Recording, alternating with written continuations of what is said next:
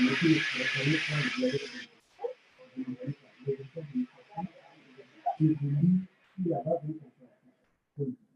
Donc, vous l'avez vu pendant la campagne électorale, dans le programme du Conseil campus, en ce qui concerne la dimension politique, le Conseil campus avait dit si jamais il y a des principes de démocratie qui seront désormais la chose à faire.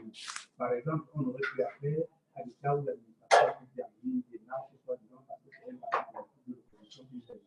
Je pense que la meilleure chose à faire, parce que contrairement à ce que nous sommes en train de dire, le MRC n'a jamais tenu une position estimée. Bien au contraire, nous estimons que ce régime RBTP a aussi instrumentalisé, parce que de la même façon, on instrumentalise les services de sécurité, on instrumentalise la justice. Je n'ai jamais vu ce genre de régime qui est capable de convoquer le tribalisme pour mieux diviser la population qu'il dirige. Donc nous disons, moi personnellement, je ne me suis jamais engagé dans la politique parce que je pense que c'est au prix du sang de quelqu'un qu'on doit tenir au pouvoir. Moi je pense qu'on a des divergences dans la société, on vient de l'horizon direct, on est issu de plusieurs pays. Il n'y a que le dialogue politique qui peut faire en sorte que nous soyons capables d'aller à une élection et se comporter comme ça se passe aujourd'hui au Sénégal, où vous voyez aucun des candidats qui a perdu le vote pour une convention électorale. Tout simplement parce que les bases ont été des bases équitables. À côté de ça, moi, j'ai quand même du mal à concevoir que nous soyons encore aujourd'hui en train de débattre sur les questions. Regardez l'Algérie. En Algérie, les marches de manifestation jusqu'à l'interdit de 2020. Mais depuis que le PCK a annoncé son intention de se porter à son candidat, les Algériens ne sont pas dit du tout. On a arrêté de faire ça. Regardez les gilets jaunes maintenant, en dessous de toutes les dégradations de biens publics qu'on voit tous les jours. Vous avez appris qu'il y a une situation en défense. Pourquoi est-ce qu'on veut nous faire croire qu'il faut avoir une spécificité camerounaise, qu'on doit camerouniser des principes politiques qui sont partagés par les nations civilisées? Ça ne parle de principe politique. Les manifestations publiques dans un système démocratique doivent se dérouler au Cameroun de la même façon que ça se passe au Sénégal. Au Bénin, allez d'abord voir si on a une voie avec quelqu'un parce qu'il n'a pas marché. Dis-moi pourquoi est-ce qu'au Cameroun, l'autorité administrative doit interpréter la loi pour une marche en termes d'autorisation, alors que dans le même pays, comme le Bénin, le Burkina Faso, le Sénégal, oui, je trouve que lorsqu'il y a des déclarations, on met tout simplement l'administration en branle pour accompagner avec le service de genre de expliquez-moi comment est-ce qu'on peut être capable d'accepter que dans un pays, un enseignant, parce qu'il a extrait d'un livre écrit par le professeur Campbell, un sujet pour en faire un thème de philosophie, au lieu qu'il l'incidence soit étudiée. Expliquez-moi comment vous voulez que les Camerounais soient contents lorsque vous appelez pour étudier à Yaoundé un pasteur qui a dit un sermon lors du funérailles. Donc on dit quand même, on n'est pas dans une société où on n'est pas dans une société où tout le monde doit s'étudier. On dit la démocratie, c'est une construction progressive. Si vous ne contestez pas, parce que les lois dont parle M. Soro, si vous voulez que la loi soit comme il est en train de dire et qu'elle a été violée, est-ce que ce n'est pas le droit? Ce n'est pas légitime pour quelqu'un de violer une loi qui est illégitime parce qu'il voudrait que la loi soit modifiée.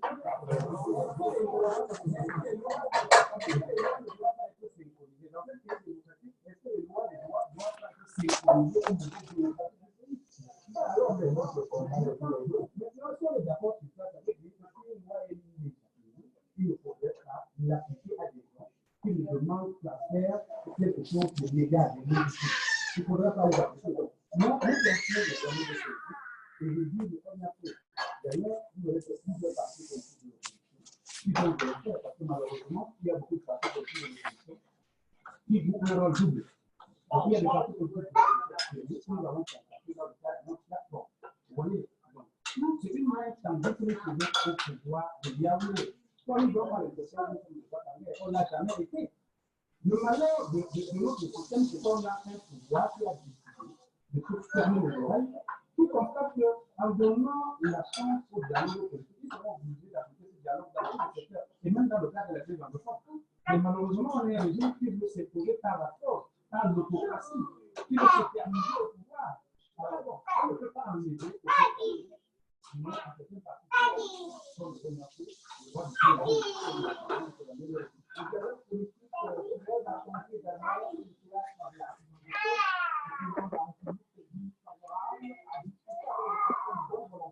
et pourtant, la situation humanitaire de tous les dégradée selon les organisations. Les nations unies, sécurité alimentaire, notamment parce qu'elle passait par cette crise industrielle dans la cuisine.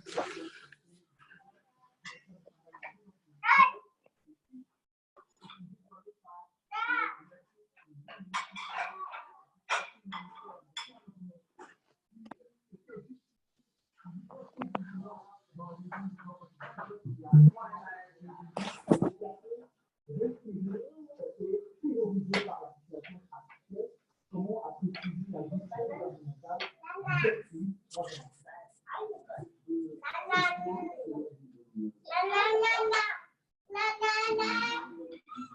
You eat banana. You eat banana. Banana.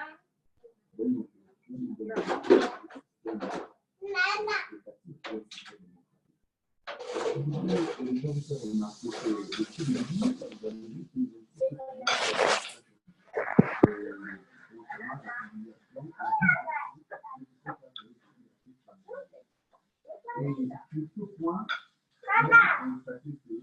on a une mais vous allez voir que où la prétendue de la loi,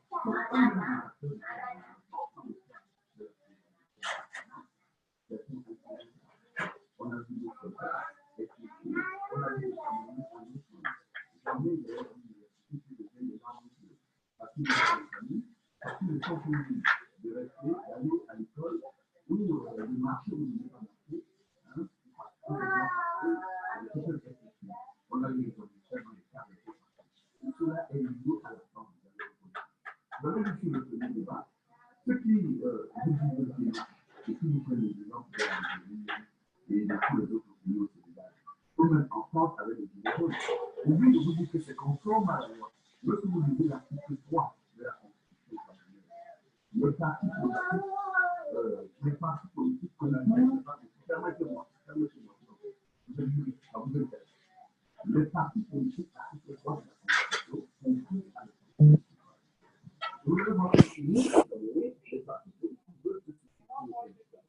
En Algérie, les partis d'ailleurs aussi ne sont pas des partis. Donc vous voyez que l'amener à la question anglophone, et moi j'aime les larmes de Dieu. Je me suis retrouvé un jour sur un plateau, sur un radio, à courir des larmes. Parce que c'est insupportable de voir comment le combattre est conduit. Si ça amuse certains, moi en tant qu'homme politique accompli, ça m'a dit il faut qu'on arrête cela. Et le président de la République, j'ai utilisé un pan de sa vision du cabinet lorsqu'il a été membre. J'ai, en tant qu'homme politique, et moi au Congrès central, parce que j'ai été compris par le président de la République, pour dire à mes camarades politiques, arrêtons de passer. Je suis fermé là-dessus. Je sais que j'aurai des camarades.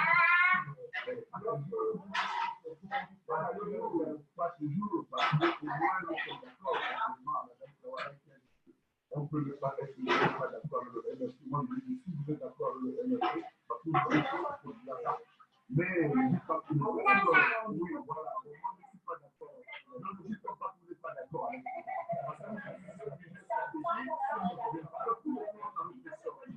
De savoir si je suis d'accord. Mais au NDPC, on a des personnes radicales, des radicaux qui ne veulent même pas que le président sorte de la question. Monsieur le ministre, ce n'est pas la première fois. On a des tribalistes à l'image du MSC qui a rappelé le ministre de la Constitutionnelle. Je l'ai bien plus bien dit on a un petit tribaliste, mais quand vous avez le leader vous savez le conseil constitutionnel qui dit je suis pas ministre, je suis là par exemple. Comment vous appelez ça? De l'extrémisme politique. Je crois que nous devons condamner cela et le courage, comme moi je le fais. Moi je suis un sacrifié de mon parti parce que j'estime qu'à un moment donné, c'est qu'on gère mal les crises de carrière. Et ceux qui entourent aujourd'hui, en moment de politique, malheureusement n'arrive pas toujours à dire la vérité. Parce que, là je rejoins Kawala, je ne suis pas l'extrémiste, qui dit que c'est un signe de dividende. Vous savez, pendant que les enfants meurent, les femmes, les hommes ne vont pas à l'école, les enfants sont éparpillés partout, sont dans la souffrance. Dans ce régime, beaucoup s'en mettent plein les poches. Ils ont besoin de la guerre. Ils ont besoin de prendre le président Paul Biya à l'otage. Je suis de ceux qui pensent que dans mon parti, certains ont pris le président à l'otage. C'est pourquoi les entretiens qui sont voilà. Mais quelque part, nous avons aussi des travailleurs qui conviennent exactement. Il dit non, ce n'est pas notre perception. On doit dialoguer. Je suis pour le dialogue inclusif. Écoutez, imaginez-vous si au Cameroun, on a une déclaration de politique commune sur la question anglophone et vient de écrire qui est par exemple la Gabon un Boulis Santo, un Paul Biya, ou encore, je ne sais pas, un Fiji, ou un Béloubouba Nagari, c'est un leader politique, tout de suite la fille avec une camarade, non, là-dedans, c'est mon combat. Je voudrais qu'à un moment donné,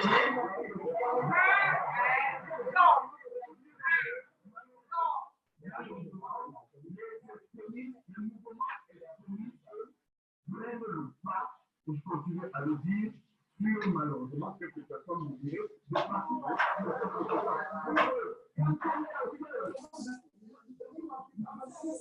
Le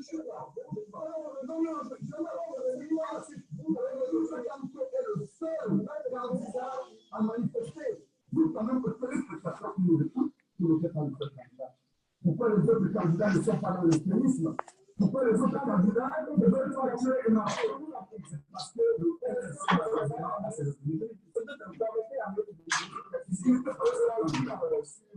cette question concernant la lutte anglophone et l'extrémisation, l'extrémisme, qui est une fois de plus qui revient au bout du jour concernant le mouvement pour la révolution du Cameroun et ce propos de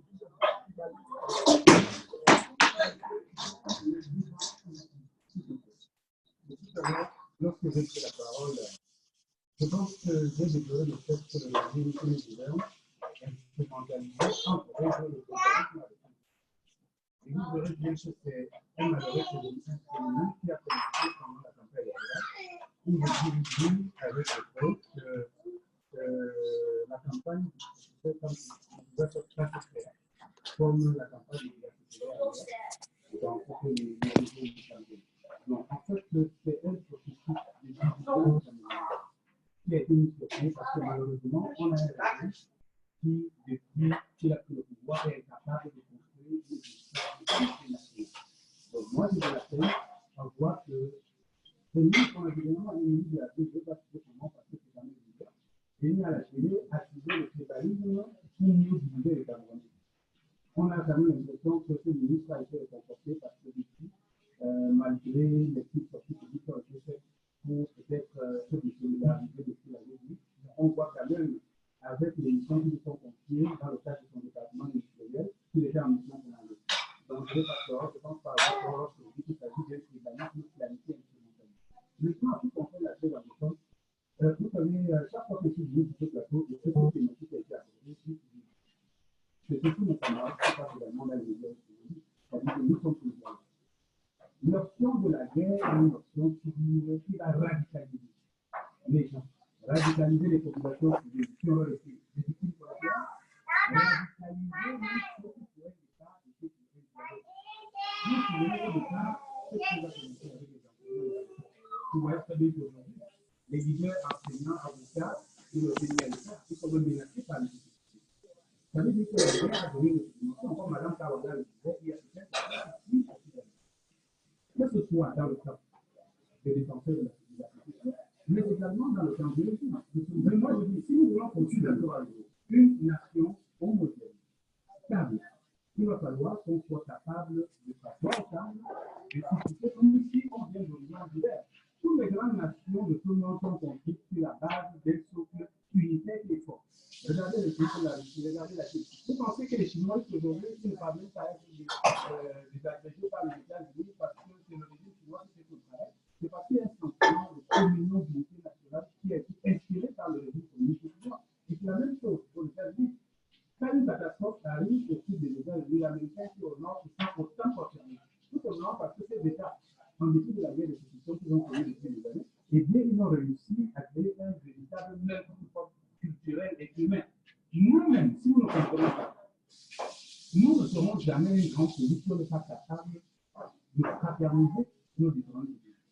Voilà donc. Et j'en appelle, pourquoi j'en appelle à la responsabilité morale et psychologique de chaque Camerounais. Très bien, nous devons être capables de distinguer entre le bon message qui est professé par le régime et le mauvais message. Moi, même si je suis en train de pouvoir, étant donné qu'il lance un appel, le régime est notre chose, va lancer un appel pour discriminer je peux vous dire que je serai pareil. Je peux également vous dire que la quasi-totalité de mes camarades politiques avec qui je travaille au quotidien sont dans le même état d'esprit que moi. Alors, on arrête de dire que le MRPTN participe de la lutte parce qu'en réalité, c'est une construction force qui est faite autour de MRP pour amener tous ceux qui ne sont pas forcément de la tribu de Campo et qui sont tentés par le message idéologique de MRP du décourager.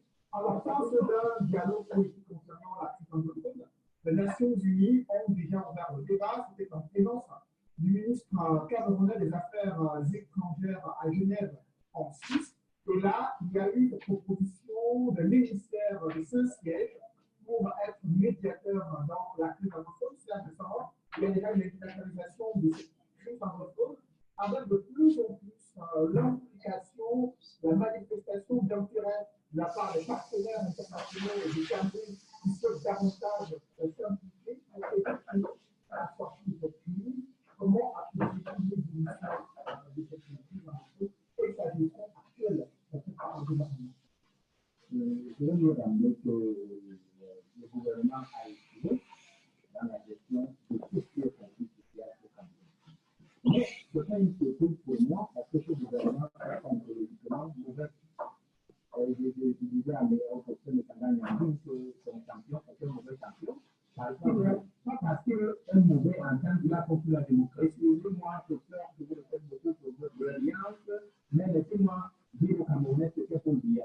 Ce bien n'est pas un mauvais individu en tant que personne. La culture qu'il a reçue l'empêche d'être au service du Cameroun. Voilà la vérité. Ce bien ne peut pas se mettre au service, comme le peuple gagné et ne peut pas se mettre vraiment au service de l'Afrique. C'est une réalité, nous ne verrons pas la face. Nous avons échoué là-dedans parce que la colonisation ne pouvait pas aider dans l'économie les gens qui vont servir les peuples pour les coloniser. Ça, c'est une vérité de la famille. C'est désolé que vous n'avez pas encore compris. Deuxièmement, vous ne mettez énormément de l'inclusion des Nations Unies. Parce que cette crise est également partiellement créée par les Nations Unies qui ont refusé depuis 1957 à résoudre le problème comme nous sommes la même protégée. Je dis le nom de la population du Cameroun, et non le nom des personnes correctes. Comme ça, vous pouvez appeler ce que vous appartient. Maintenant, nous avons proposé depuis que la crise, avant même qu'elle ait commencé, parce qu'il y avait toujours été un petit marqueur, depuis 20 ans, il y avait un ami comme ça là-bas, qui arrêtait souvent avant le premier octobre et que la après. Nous avions proposé par écrit une solution. C'est la solution sur le dialogue national et la réforme de l'État. Et pour nous, on a fait la mémoire de ce que j'ai dit, votre champion, qui fait seulement sur la Constitution. On essaie de respecter cette Constitution. La Constitution n'a jamais dit qu'on ne peut pas toucher à la forme de l'État. Elle est écrite nulle part. Donc, le Cameroun a été un État fédéral, il n'a pas dit qu'on ne fait une discussion sur le fédéralisme. Pourquoi le tout ça? Ce sont les Camerounais qui vont se doter des institutions qu'ils pensent convenir pour leur vivre ensemble. Comment pensez-vous que nous ayons perpétuer dans un système qui se veut républicain et monarchique? Est-ce que la monarchie est compatible avec la République? Le tribalisme vient vous parler. Vous savez pas seulement de ce premier fondement, c'est la subsistance de cette théorie auquel on veut donner un pouvoir politique. Vous ne voyez pas ça? Vous savez que dans ce pays, moi je suis français, 80% de mes amis sont de ma région. Si je vous montre mes pages Facebook, quand un de ma région a dit qu'il était candidat, on était surtout de voir que je ne m'alignais pas derrière lui. Je ne m'alignais pas, il satisfaisait les gens. Parce que nos pays sont allés à un deuxième pas en créant des associations qui sont toutes liées à un point. On vous dit ressortissant de David, ressortissant de Wanko. Qu'est-ce que vous voulez apporter ça? Mais il est le garant de la République et de l'unité nationale, il pouvait aussi prendre les règles qui font. Parce que dans une République, le vrai enjeu, c'est de prendre des règles tellement bonnes que même le diable est le même lieu pour faire le mal. S'il n'a pas cette protection de la République, il a de région Kawala, la première solution, c'est qu'il part. Alors, la deuxième, que les Camerounais s'asseyent, et la troisième, qu'ensemble, nous pensions ce que les catholiques appellent une sorte de pénitence collective pour la démocratie, parce que nous en avons tous. Et beaucoup veulent qu'on passe d'un revers de la main pour ne pas revenir sur le passé parce qu'ils savent ce qu'ils ont fait, ils ont évité des autres. Donc, quand les vrais héritiers de ce pays prennent entre leurs mains le destin du pays. Sur la question de la forme de l'État, le gouvernement est focalisé sur la décentralisation.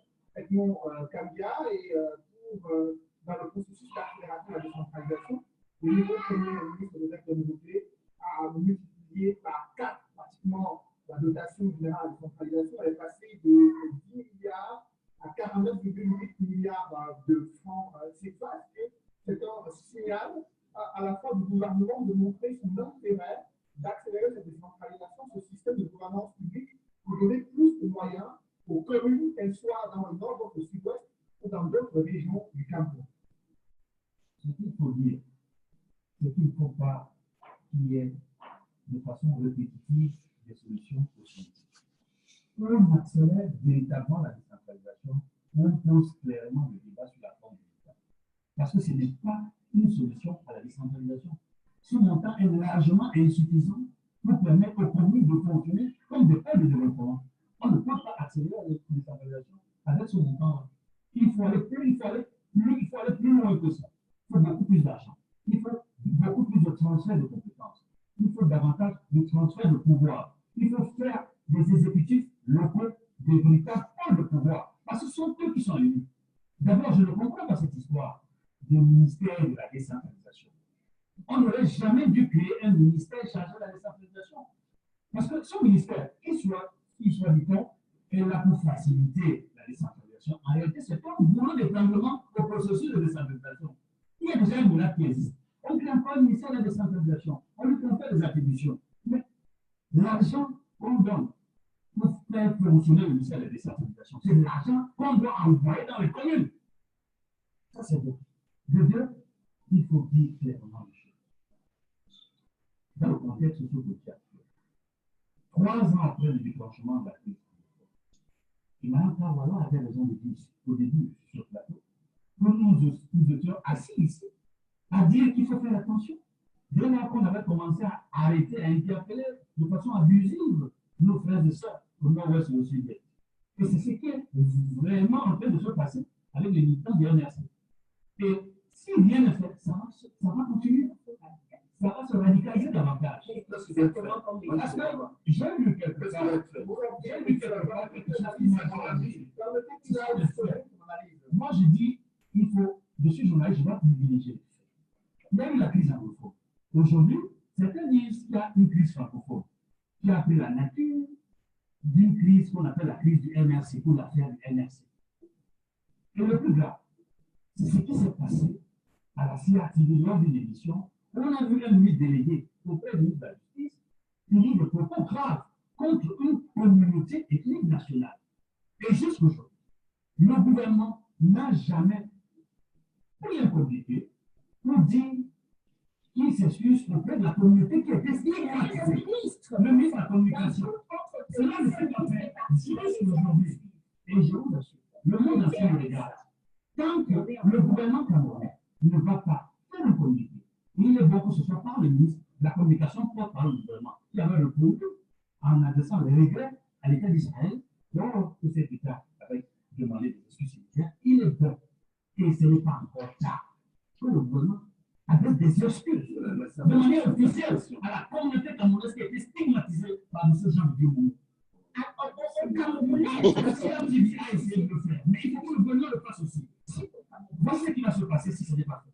Cela signifierait que tous les discours que tient le chef de l'État en faveur de l'intégration nationale, en faveur de l'unité nationale, en faveur du vivre ensemble, en faveur de la cohésion sociale, cela signifierait que c'est du mensonge. Cela signifie qu'il n'y a jamais eu. Et c'est encore le président de la République. Il faut choisir. Ou alors c'est pas bien le menteur, ou alors c'est Jean de Dieu moment qui est libre de faire ce qu'il veut, c'est-à-dire en déphasage avec les discours officiels du chef de l'État. Parce que le chef de l'État a toujours dit le Cameroun se fera avec l'Ouest ou ne se fera pas. Et c'est cette communauté qui a été stigmatisée et indexée par Jean de Dieu moment. Le président de la République également s'est dit préoccupé par la situation dans les régions du nord-ouest et du sud-ouest, de pouvoir écouter les aspirations de la population et appuyer l'accélération de la décentralisation. Et cette année 2019, le Camerounais constate que l'invitation générale à la décentralisation passe 10 milliards à 49,8 milliards de francs CFA. Madame Carola, c'est une réponse du président de la République aux préoccupations des populations sur le plan local afin de leur donner plus de moyens, notamment dans ces régions du Nord et du Sud-Ouest, pour qu'elles puissent elles-mêmes participer à leur développement local. C'est une réponse, c'est le type de réponse que vous la donne à la crise profonde qui est chef de l'État, c'est-à-dire les mauvaises. Why are you not using your car? De la même manière qu'on ne peut pas faire le DDRRR sans négocier la paix. C'est de la même manière qu'aujourd'hui, on ne peut pas parler de décentralisation quand il y a une partie du pays qui est en désarroi total et qui nous dit, nous, on ne veut même pas plus faire partie de votre République.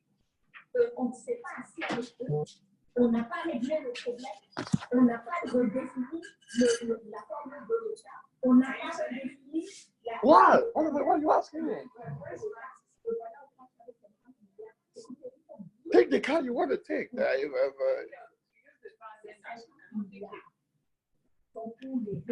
If that's the car you need to use it. I can get off the other car. Pour la rémunération des personnes. Il y a 360 communes. Les maires et les adjoints au maire reçoivent une forme de salaire, ce serait vraiment un abus de langage. Donc, une petite indemnité. Dans la dotation, pour les 360 communes, il y a 2 milliards de francs CFA. Il y a 3 milliards de francs CFA. Pour les 10 régions. Donc, parce qu'il faut que les Camerounais comprennent c'est quoi les régions. Ce n'est pas nous qui allons voter les régions. Bon, moi, oui, parce que je suis conseillère municipale, mais c'est une élection indirecte. Ça veut dire que c'est les conseillers municipaux et les chefs traditionnels qui votent les responsables de la région. Donc, il y a parmi ces les conseillers régionaux. Donc, il y a un responsable de l'État qui est nommé par le chef de l'État dans la région. Donc, il y a un délégué du gouvernement de la région pour que les gens comprennent bien de quoi il s'agit. Donc, il y aura un PE, même comme c'est les questions indirectes, il y aura un patron de la région qui vient, qui est nommé par le chef de l'État. Alors, pour ces personnes-là qui sont aux 10 conseils régionaux, la dotation est de 2 milliards. Vous êtes en train de bien comprendre. 360 communes, 3 milliards. 10 régions, 2 milliards. Pour une élection indirecte. Qui a la majorité des conseillers municipaux aujourd'hui au Cameroun? Qui va nommer le représentant de l'État, le président de la République? Qui va aussi élire des représentants des chefs traditionnels? Quelle est la position aujourd'hui des chefs traditionnels dans la poche du RDPC? Quelle est la seule élection? Parce que jusqu'aujourd'hui, ni le chef de l'État, ni le MINAT, ni qui que ce soit parle des élections municipales et législatives qui doivent avoir lieu dans quelques jours. Par contre, le chef de l'État a mentionné les régionales dans son discours du chef de fin d'année. Donc, ils vont encore une fois, comme ils l'ont fait pour le Sénat. Chers Camerounais, vous n'écoutez jamais le CPP. On vous a dit pour le Sénat il y a 6 ans que ça, c'est un instrument, un gouffre pour notre argent qui ne va absolument servir à rien. Aujourd'hui, il s'avère que c'est l'État. On vous a dit l'année dernière, n'allez pas aux élections, les règles ne sont pas là, etc. On nous a traité de tous les noms. Nous voici avec le résultat des élections qui nous mobilisent maintenant pour sortir les gens de prison, etc. Là maintenant, le RDPC est en train de nous préparer un autre coup, celui de prendre notre argent et de mettre en place des conseils régionaux qui sont complètement à leur sol. Est-ce que la mise en place de ces conseils peut empêcher que ces conseils travaillent? Mais il n'y a pas d'argent pour travailler. Il y a 100 millions par commune de budget d'investissement. Vous savez ce que ça coûte pour faire un petit pont dans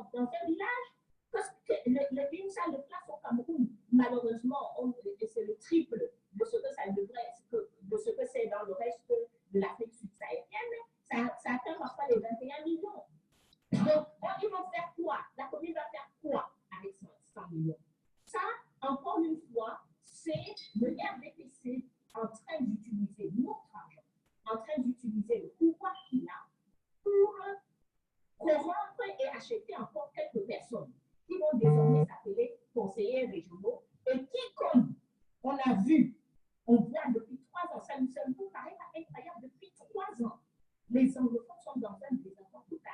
Il n'y a pas un RDPC anglophone, pas un seul RDPC anglophone qui a levé la tête pour dire ce qui se passe dans nos régions, ce n'est pas normal et on doit. Mon ami, les députés, la jeunesse ont écrit au président. Et qu'est-ce qui s'est passé?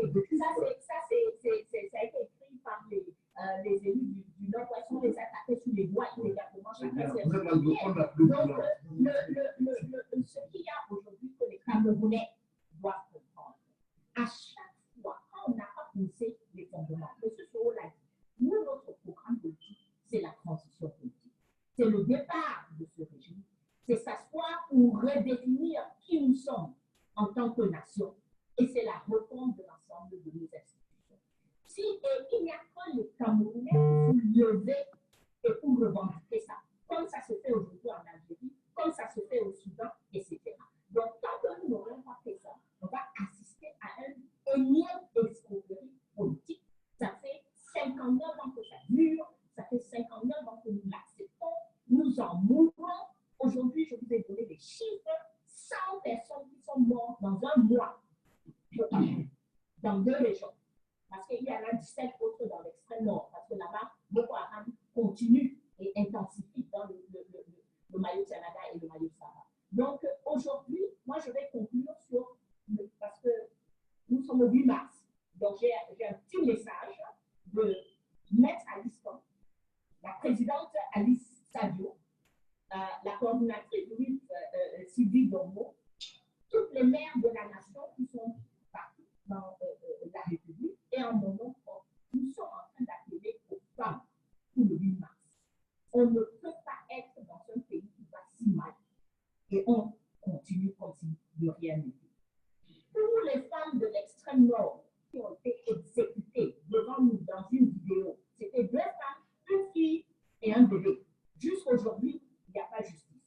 Pour les femmes du nord-ouest et du sud-ouest, pour les femmes qui sont incarcérées actuellement, y compris la femme de ménage de M. Mouzoba, qui est venue faire son travail le matin et on l'a pris dans la terre et jusqu'aujourd'hui, elle est incarcérée. Pour toutes ces femmes-là, nous vous demandons le 8 mars. 1. Le boycott du pain. Il ne faut pas qu'on soit dans ce pain du 8 mars, ça ne représente rien. 2. C'est un vendredi d'être en noir sur l'ensemble de la République. 3. Partout dans le pays, réunissez-vous, parlez justement et ressortez pour l'ensemble du pays. Qu'est-ce qui nous touche en tant que femme? Qu'est-ce qui ne va pas en tant que femme? Et qu'est-ce que nous n'allons plus justement? Après, un dernier mot, comment on sort de cette crise anglophone avec cette dotation générale à la décentralisation qui est jugée insuffisante à la fois par les magistrats municipaux, mais aussi par de nombreux experts en décentralisation. Tout ce qu'il fait en quelques mots. Non, moi je crois qu'il faut d'abord régler le problème de la paix, qui est que, vous savez, il y a 3 types d'anglophones, ceux qui sont pour l'association, ceux qui sont fédéralistes, comme le SDF, l'ancienne partie de Mme Kamala, et puis ceux qui sont pour l'État unitaire. Maintenant, comment on peut s'en sortir? Je crois que s'il y a une paix forte, réelle et un dialogue politique inclusif, parce que les autres font la distraction, la vérité est qu'au Cameroun, on n'aime pas les gens pour les hommes politiques. Les hommes dépolitisés. Vous allez constater que aussi bien au MRC, qui a ramené beaucoup d'intellectuels, beaucoup d'idéologues, on a mis de côté, même dans mon parti, le RDPC, des hommes politiques, des hommes qui ne connaissent rien de la politique, des gens qui ne connaissent rien du RDPC. Mon parti est pris en otage par des personnalités qui occupent des fonctions de pouvoir et de décision, qui ne savent rien de notre idéologie. Moi, je pense que, aussi bien dans l'opposition qu'au sein du pouvoir, on peut ramener la paix et la convivialité si on peut diriger la politique. Merci, professeur Moussanganyamdi. Mesdames, messieurs, c'est la fin de cette émission. Merci à vous, notre vérificatif de ce plateau. Merci également à vous, Edith Karala, d'être venu ce dimanche discuter avec nous. Merci à vous, Serge Sama, également Edmond Kadia et professeur Moussanganyamdi. Mesdames, messieurs, merci de nous avoir suivis. Merci de rester sur les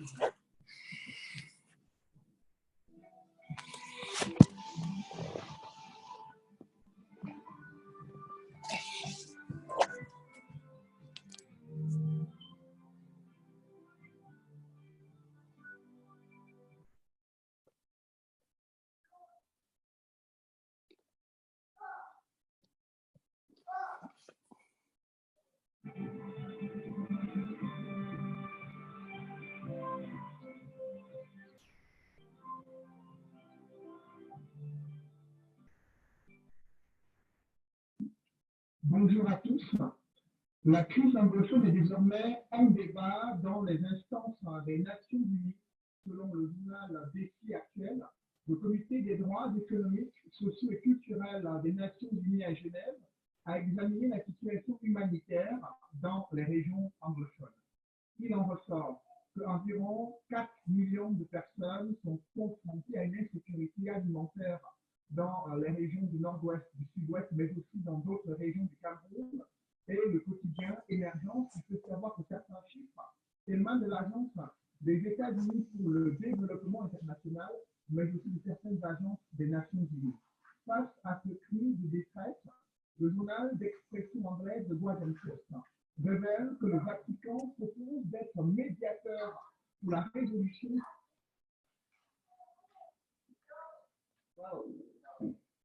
Because I don't really reflect that much and think, well, where am I now? It's where I'm going to be. I always want to improve. I always want to give my best there. And then if it's Molde in Norway.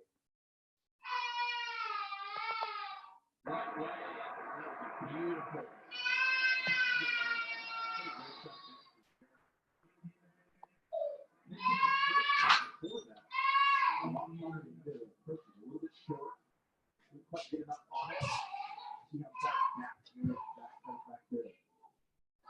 Hit that loft, give yourself some space.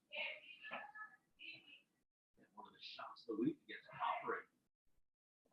Another incredible loft.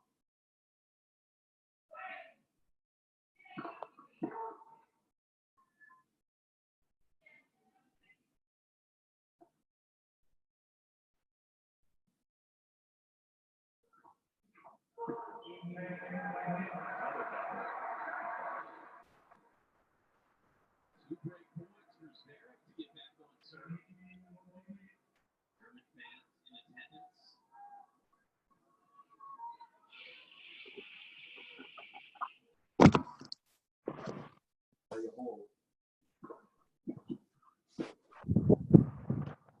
Okay, Nia song, I need divine. I've started the video. I am actually going to step away.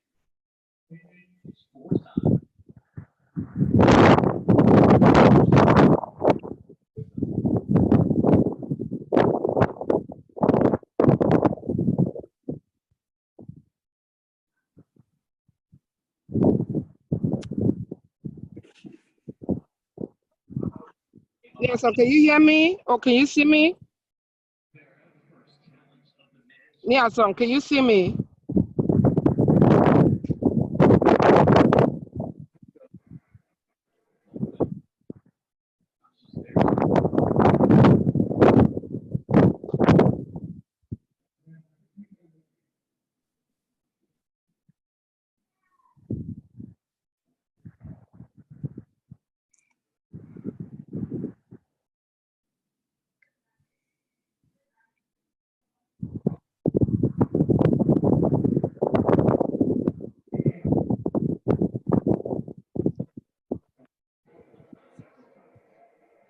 Yeah, so can you see me or hear me?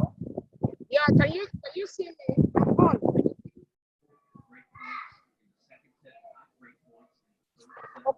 Okay, can you hear me? Can you hear me from the video, not on the phone? Can you hear me? Need Divine, can you acknowledge? Need Divine. Yes. Okay, good. I'm gonna step away from the camera, okay? All right, that's fine. Okay, Nia song, Need Divine is there. We need to be able to hear you, Nia song. I'm hearing you from the phone. Need Divine, are you Need Divine? Yes, I'm here. Wait. Need Divine, can you hear Nia song? No. Nia song, we're not hearing you. Hang up on this phone and make sure we can hear you because Need Divine can hear Need Divine. He probably has blocked his camera without knowing. He doesn't have a camera, but he needs to. Sorry, I mean his microphone. Okay, please text him because he says it's on, but we cannot hear him. And I'm sorry, when I shared that thing, the system automatically put the Central Standard Time instead of the, but I corrected it. So I'm texting him now. Nia, so we cannot hear you. Okay, Dr. Dita is on. Hi, Dr. Dita. Happy New Year. Hi, how are you? I want to see your face. Turn on your camera, Dr. Dita. Turn on your camera. It's 2019. We are going to start now, please. Okay. Okay, I'll show you my face some other time. We are going to start.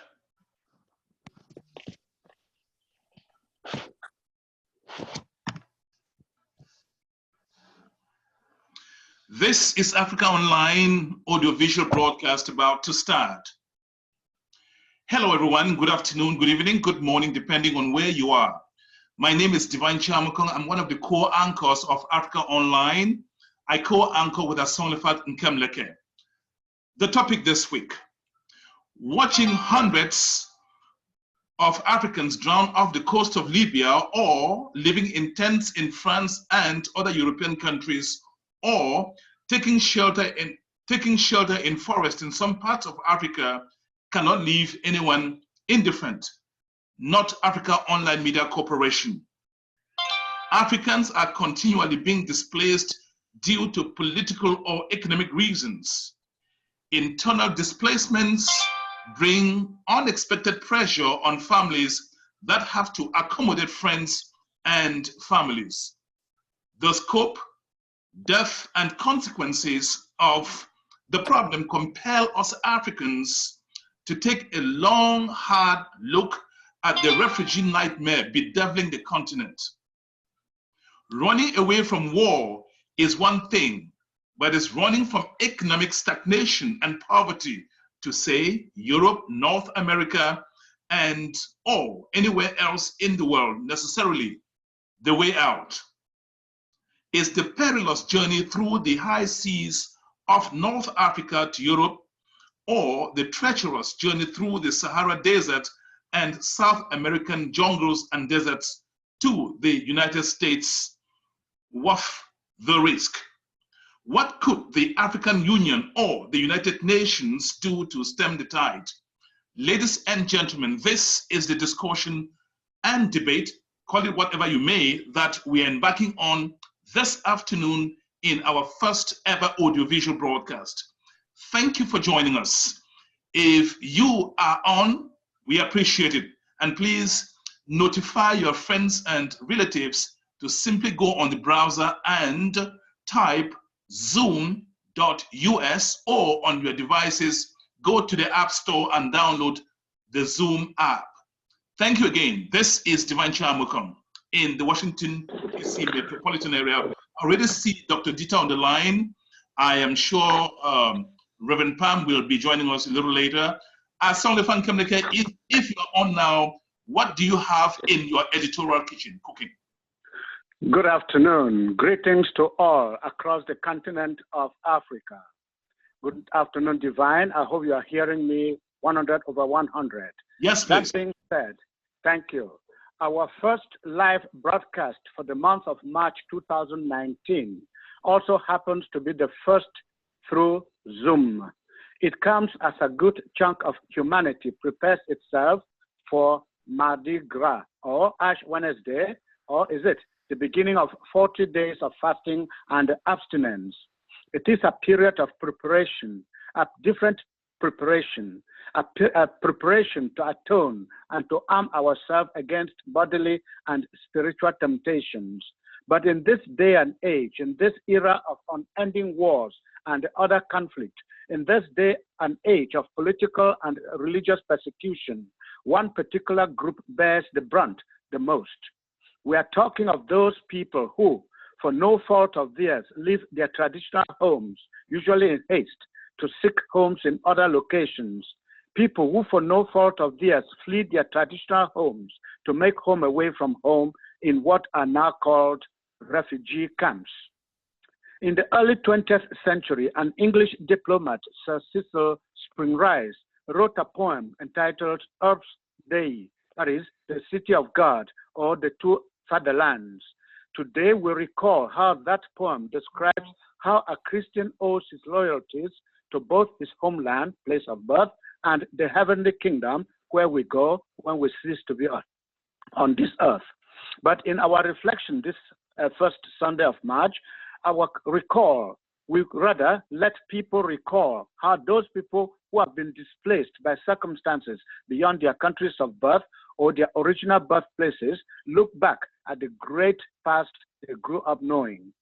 Sir Cecil Springrice wrote his poem, "I vow to thee, my country, all earthly things above, entire and whole and perfect, the service of my love, the love that asks no questions, the love that stands the test, that lays upon the altar the dearest and the best, the love that never falters, the love that pays the price, the love that makes undaunted the final sacrifice."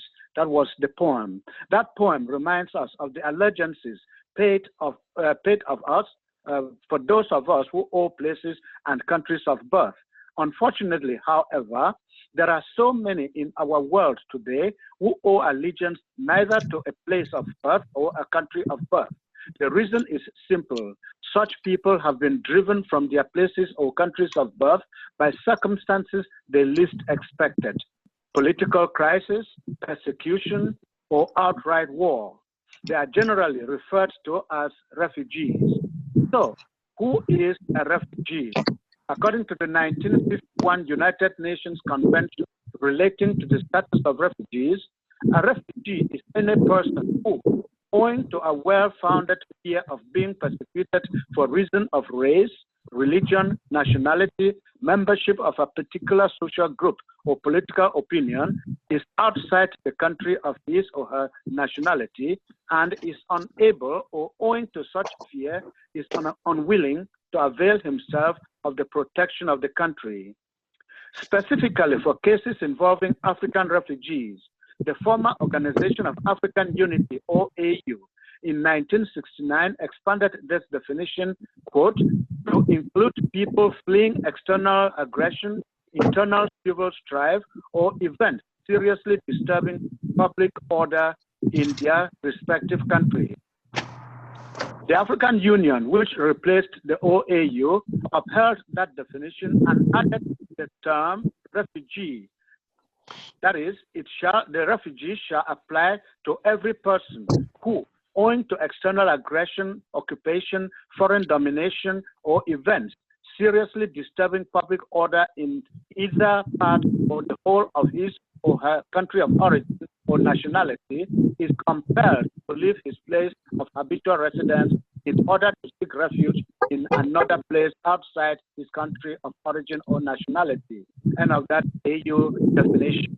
But it, however, added a third paragraph as follows: in case of a person who has several nationalities, the term "a country of which he is a national" shall mean each of the countries of which he is a national, and a person shall not be deemed to be lacking the protection of the country of which he is a national if, without any valid reason based on well-founded fear, he has not availed himself of the protection of one of the countries of which he is a national.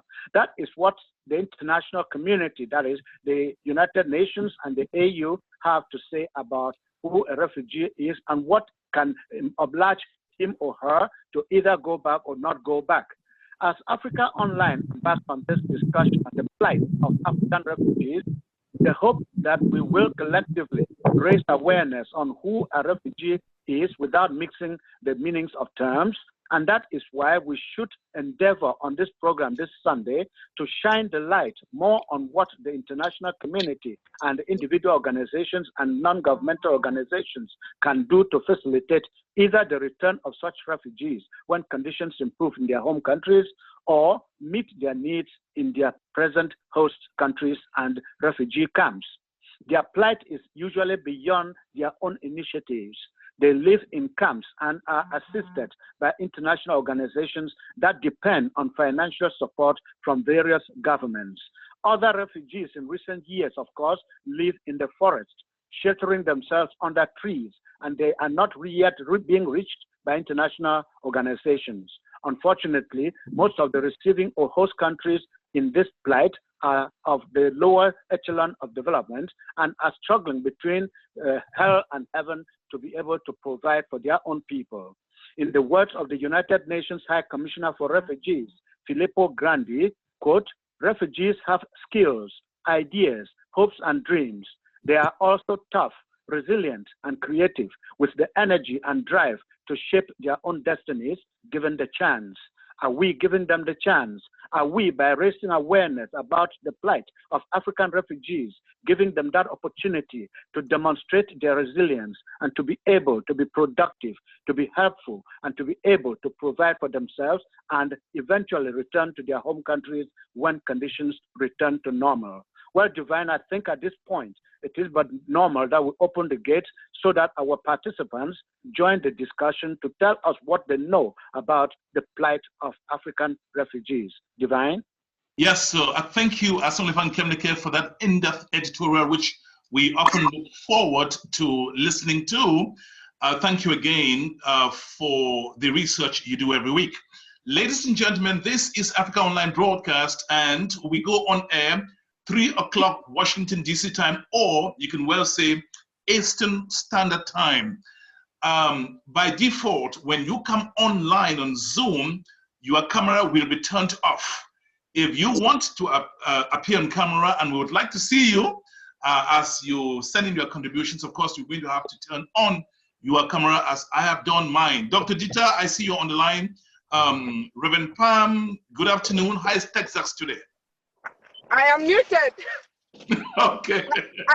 I am still in church. I was just checking to make sure everybody was okay. So I am on my pad and then I'm on my phone. So hello, I'll be back.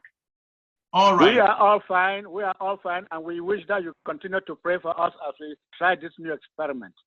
Always. Dr. Dita is on the line. I want to see his face. Dr. Dita is on the air. I need him to turn on his camera. Okay. Dr. Dita, over to you. I can also see, I also realized that Luis Obio Nelson is on the line. I'm assuming that she is joining us from Nigeria. Am I correct? Hello, that's Dr. Dita there. Hello, Doctor. Good afternoon. Good afternoon, sir, and good to be here. Thank you. I know that you are joining us from the great state of Minnesota. We are glad to have you this Sunday afternoon as we go audiovisual via Zoom. What do you have to tell us about the plight of African refugees, especially when you see so many people drowning off the coast of Libya, rushing to France? It is said, we describe it as going on the other side for green pasture. What are your immediate sentiments when you see that? I mean, I think it's pretty clear, Divine, that this is a very sad situation. I think every one of us has had the experience or knows at least one person who has had to go through a similar path. Even right here in the US, we see people that come in through Mexico, and it's a huge challenge. So to say for anyone who is on this forum who can sit here and think that this is not a major problem, I'll be very, very, very surprised. But I guess on Africa Online Forum, the main question we have probably to address is what are the main causes of people having to leave their home countries to seek greener pastures abroad. I know earlier on in the week, there were a lot of reasons advanced, some counter arguments, people arguing that it's primarily perhaps for economic reasons, but we cannot deny the fact that because of political, religious positions that some of our friends have back in their home countries, they were just forced to leave, and they have become either political refugees or religious refugees. I think it's a big problem, and I'm not very sure, I'm not an expert in this area, but it's a problem that we really need to address. But I do believe that until African countries become true democracies, build institutions that respect the law, that everybody is accountable to, we will continue to face these problems. Sonlefan Kemleke, you definitely have a question or two by now. I think so. Well, Dr. Dieter, you're welcome to the program. Unfortunately, you won't see me today. Maybe eventually we'll be able to have a camera on, but for now, I don't have one. All the same, I don't know if it is my own reading and my own misunderstanding, but I think if one left one's country out of one's own volition and not a refugee, because you knew what you were going for, nobody forced you out. But we're talking, I think, of people who, because of war, for example, let's say in Sudan, let's say in Cameroon, let's say in Somalia, they left because of war. I think those are the people that the international community defines as refugees. So what is the difference between the person who lives on their own and that person who, because of circumstances, war, religious persecution, left their country? Dr. Dieter, did you get me? I seem to have lost everybody. Divine, are you still with us? Yes, I am there. Do you hear me? Yeah, I hear you very 100 on 100. Very, very Dr. good. Dr. Dieter seems to have got lost in the air, so let's try to see who can get him back, or anybody else who is watching or listening. Please chime in and tell us what you understand by a refugee or an immigrant. Who is who and who is what and who deserves what? This is Ugoji. Dr. audio might be off, but Dr. Ugoji just joined, so. Yeah, Dr. Ugoji just joined. So, Dr. Ugoji, we're talking the plight of Africa's refugees, and you're welcome to the program. We already heard Dr. Dieter on the program, but my concern was the international community has definitions for things, and people leave for reasons. People leave voluntarily, that is, I think, will not accept to be called a refugee, and others are forced by war, by religious persecution, and so on, to go abroad or to go to other countries, or even go to another part of the same country. Are they qualified to be called migrants or refugees? Well, refugee, by the technical term, should be somebody forced to leave his home for political persecution, war, or mainly war and politics. Those are two reasons why you call refugee. War, politics, and maybe natural disaster. Maybe. So you have no option than to leave that environment and go to a new place. You're a refugee. Immigrant or migrant are people who willingly leave their home to search for greener pasture.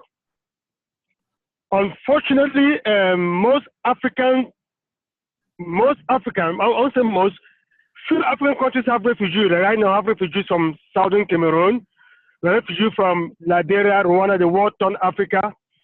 Other parts of Africa also have a lot of migrants who came here and claimed refugee status because that's the only way. That's one of the only way to get status when you come to this country. If you say, I'm a migrant, nobody will listen to you unless you won the visa lottery or you qualify based on family connection to that country. Otherwise, there's no way you can come, job. You can migrate as a job, employer, or occupation. Or the other ways, there is visa lottery, there is a legal immigration for Canada, Australia. Those are migrants who want to leave their country to go somewhere else where they think life will be better for them. While refugee is those who come here involuntarily. They have no other option than to leave their country, otherwise they will die of hunger, they'll die of war or political killings. That's my understanding of the definition of the refugee and immigration. Yes, Dr. Ugoji, along the way, there is this other word in the middle, asylee. Now, an asylee is, I believe, somebody who lives for political reasons also, but knows that where they are going, they'll be able to be accepted as asylum seekers. Some never get the asylum status, but I know that an asylee is somebody else, not a refugee, not an immigrant, but somebody else who for political persecution, religious and political persecution reasons left their country to seek asylum in another country. I agree. So, Divine? Okay, we lost him too, but I know he's muted. I think Divine had to mute. Yes. Divine had to mute. So. Yes. Okay, Reverend Pa, I know you are still in church. Have you a question to Dr. Ogoji? Dr. Dita has not yet come back on.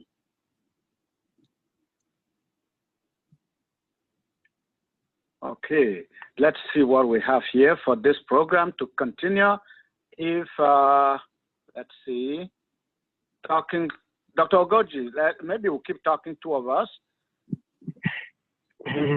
Well, I will leave the next 10 minutes myself, but yeah, I know. I remember, Dr. Ogoji. I have a question for Dr. Ogoji. I have a question. Okay. Dr. Ogoji, you know, I don't know if you were born during the Biafra War, but a lot of Igbo people took refuge in West Cameroon. Do you want to weigh in on that? Do you have anything to say on that? Biafra War was 1967 to 70, and I wasn't born then. I only heard the story about Biafra War.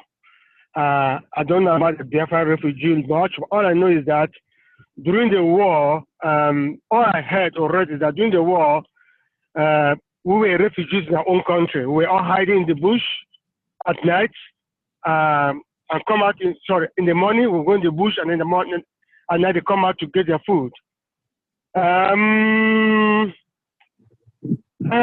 mean, most refugees actually went to West Cameroon. That was the only way we can go, because on the western border of Biafra is Nigeria. On the northern border of Biafra is Nigeria. We only have one neighbor, which is the west. And to the south was the Atlantic Ocean. I know. So that was where they all go. And it was terrible. I mean, the war was fought for 3 years, trying to get independence. It failed. After 3 years, there was hunger. The Nigerian blocked all the source of food for the Biafrans. Through Ahijo and West Cameroon, food stopped coming to Biafra. Then millions of Biafran children were dying every day. Then our then president said, well, I'm fighting why every day 500,000 kids are dying. If I keep fighting, the next 6 months, there will be nobody in Biafra land. He surrounded the war because of hunger. So the war was won based on hunger. Yeah, Dr. Ogoji, yeah, you say you were not yet born, but I was a student at a college when the Nigerian Biafran War started. I was a permanent listener to the BBC, and I was following the news, even though I was Form 2 student. But I had, from Form 3, we had 7 classmates from Nigeria who came as refugees to study in West Cameroon. They came to Sase College, which is 7 miles or so from Boya, and we studied together till today. We see how some of them communicating with us. I mean, my class just met in Douala over this past weekend because we lost a colleague and went to bury him, and we were able to communicate with 1 or 2 who are now back in Nigeria, and they're doing their businesses as normal human beings because everything, as you say, returned to normal. Peace was gained thanks to look at me forgetting his Gawan. No, Ojuku, please. Ojuku. No, people used to get them mixed up. They used to think Ojuku and Gawan was the same. No, I'm talking of Gawan because he declared peace for all and anger against nobody. He was able to. I don't agree with you. I have the speech which he made when everyone went to Saranda in Lagos. I have the speech with me today, so I know what happened at that time. So at least I know. Gawan proclaimed peace for all and vengeance against nobody. So at least that happened, and the country came back together. It is today 39, is it 38, 39 states? Well, thanks to that, because I think if the Biafran issue had not come up, they would not have decentralized the federation as it is today, because there were only 3 regions, then they later added the Midwest. So please, I think we have to let things be as they are today, but to condemn those countries that are not tolerating their own people to live in their own country in peace, because the political and the economic, not much economic, but the political problems that have resulted from the so-called independence are the things that are forcing people to seek asylum either in the forest or in other countries. So this is the situation. We know of refugees from South Sudan, from Sudan generally, we know of refugees from Somalia, we know of refugees from Burundi, Rwanda, we know of refugees from all over the world, in fact, because when the political situation in Libya became untenable, people also from there left for political reasons, for political persecution, religious persecution, and went to other parts of the world. So a refugee, as I keep insisting, is that person who left because he had no choice, because he was being persecuted, or because the situation became untenable. And I think Dr. Dieter mentioned the natural disasters. Yes, natural disasters can also cause people to leave abruptly without taking even a pillow or a towel. So that is what makes it very bad for people. Yes, I'm just waiting for somebody to indicate that. We have several people on the line. Give them a chance. I'm going to be muted, but we have several participants on the line. And Dr. Dieter's audio is muted. So Dr. Dieter, we can't hear you. Back to you, Nia-Song. We have several people on the line. Thank you, people. Please, thank you, Reverend Pam, and thank you. If you're out there, you can't see me, but I can hear you, and my ears are open. I have earphones on. Please participate in the program, The Plight of African Refugees. If you're on, please state your name and give your point of view. Thank you so much. Any takers? Okay. People come in and only listen, they don't participate. Please. Well, I want you to say about refugee again. Yes. Refugee, I would say majority of refugees from Nigeria or Ghana now are economic migrants. But they register themselves as refugees in their country of choice as a way to get what they want. So what I would like to know, the definition of refugee is war and natural disaster. But African countries themselves are creating refugees within themselves by making people become economic refugees. When you cannot show the next meal on your table, next food on your table, not sure of good police security in terms of communal crisis, you run away, you claim to be refugee, you cannot say a migrant, even though you're really a migrant. So economic refugee can become migrants or immigrants. That's what I want to add to that, economic refugee. So who is an asylum seeker, an asylee? Where do we place that person? I thought that if you left for economic reasons, because you want to go to, let's say you leave Nigeria, you want to go to Ghana because you know the economy there is better now and you can get a good job there. Are you not seeking asylum rather than being a refugee? No. Most asylums also have problem with political. Refugee is war, asylum is political. Let's put it that way. Okay. That's very well. Refugee is war, asylum is political. Why other people are migrants? Okay. Thank you for that clarification, Dr. Ogoji. And please, any other person out there who wants to participate, just say your name and participate, please. This is an open forum. Any person can say anything when they want to say it, but we need to know who you are calling, who you are and where you are calling from. This is Africa Online. The topic under discussion, the plight of African refugees. Any takers, please? Not quite. Okay, Dr. Ogoji, we know that the two terms, migrant or refugee, are being used interchangeably. Many of us came maybe to the United States, or some of us came to the United States by the diversity lottery. Some came by, as you said, through Mexico. Others came by maybe through, I don't know what. But whatever it is, I know between the green pastures seeker and the person that comes voluntarily because he knows that, well, I can make it by myself without any difficulty, what should they expect when they are leaving their country of origin? Say, for example, somebody is leaving Nigeria or Cameroon for the United States as a migrant, let's say. He's not got the diversity lottery, but he just wants to go by himself because he cannot find that dream job in his home country. What should he expect in the United States? Dr. Ogoji, you came here. I don't know your status, but you came here. How did you make it? So maybe that can inspire other people on the program. This is not promising. Yes, anybody else can take, please. I hear a female voice. Yes, this is Dr. Zion. Okay, please. Comfort.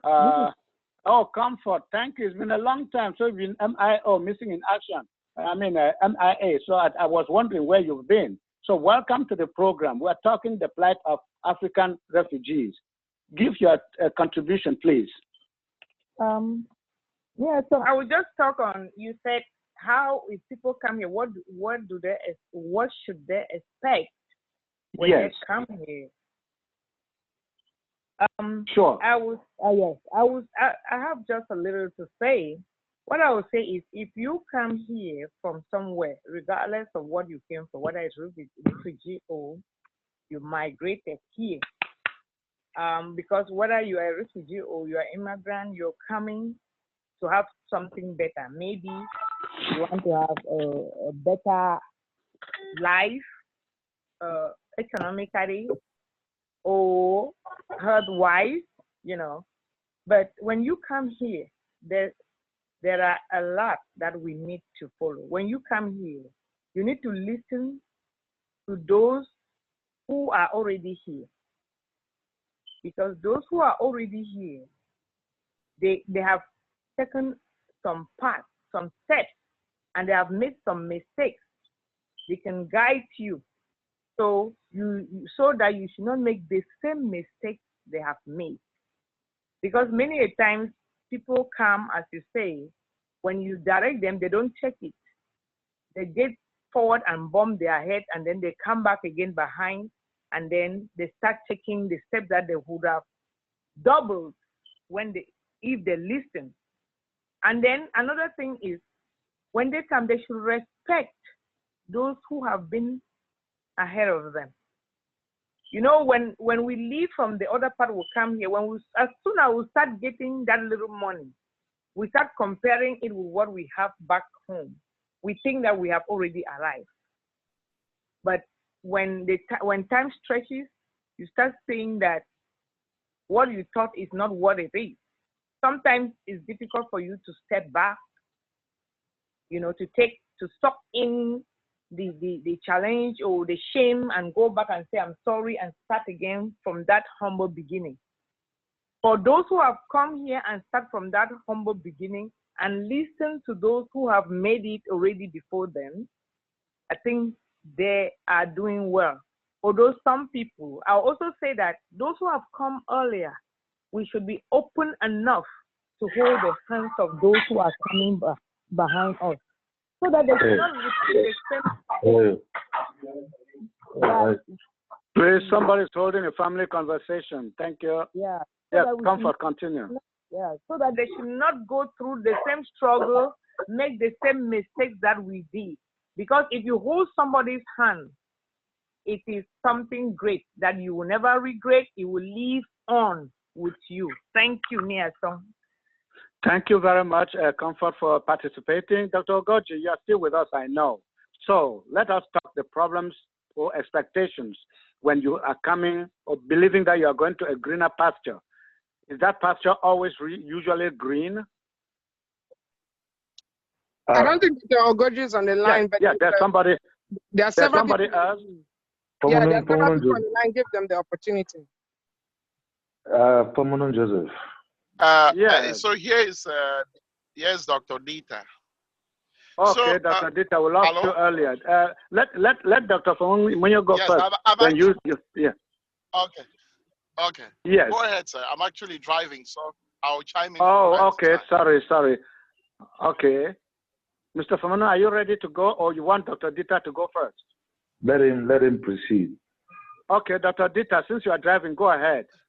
Yeah, the only thing I wanted to add to what the lady said is, you know, as we've been talking since the beginning of the program regarding who's truly a refugee or people that come here for other reasons and claim the mantle of a refugee. I think if you were actually being persecuted in your home country, or you suffered very dire situations that had to force you out of your home country, most often than not, what you meet out here is better than what you had back home. And for those who take advantage, those that listen to those who've come here before and can follow the advice that they are given, often do very well. We cannot forget that, especially African migrants or refugees or people that come here, we face real challenges from a cultural standpoint, from a social standpoint, a family standpoint. They are really huge. For example, I mean, if you ask me, why are you living in Minnesota where you have a lot of snow like this? You know, one of the main reasons that brought me here was just because the largest population of people that come from where I come from, that is from Mancon, reside in Minnesota. So I was just looking for that place where I can find as many people that I can. To relate with. That we have. The people you could relate with. Exactly. Share the same cultural identity, share, you know, pretend to have some of those moments that we used to have home. So these challenges are huge. Integrating into the system, it's a big problem. Again, I'm not going to talk about white, black, or things like that, but we all know what we face at our job sites, getting a job, having an interview and getting a job. So it's not always a bed of roses. It's better than where you're coming from, but you should be prepared to face huge challenges, whether they be social, cultural, emotional, and you name it. So that's what I wanted to say. Thank you, Dr. Dieter. Stay with us, and I know you are driving, but don't get lost in some tunnel.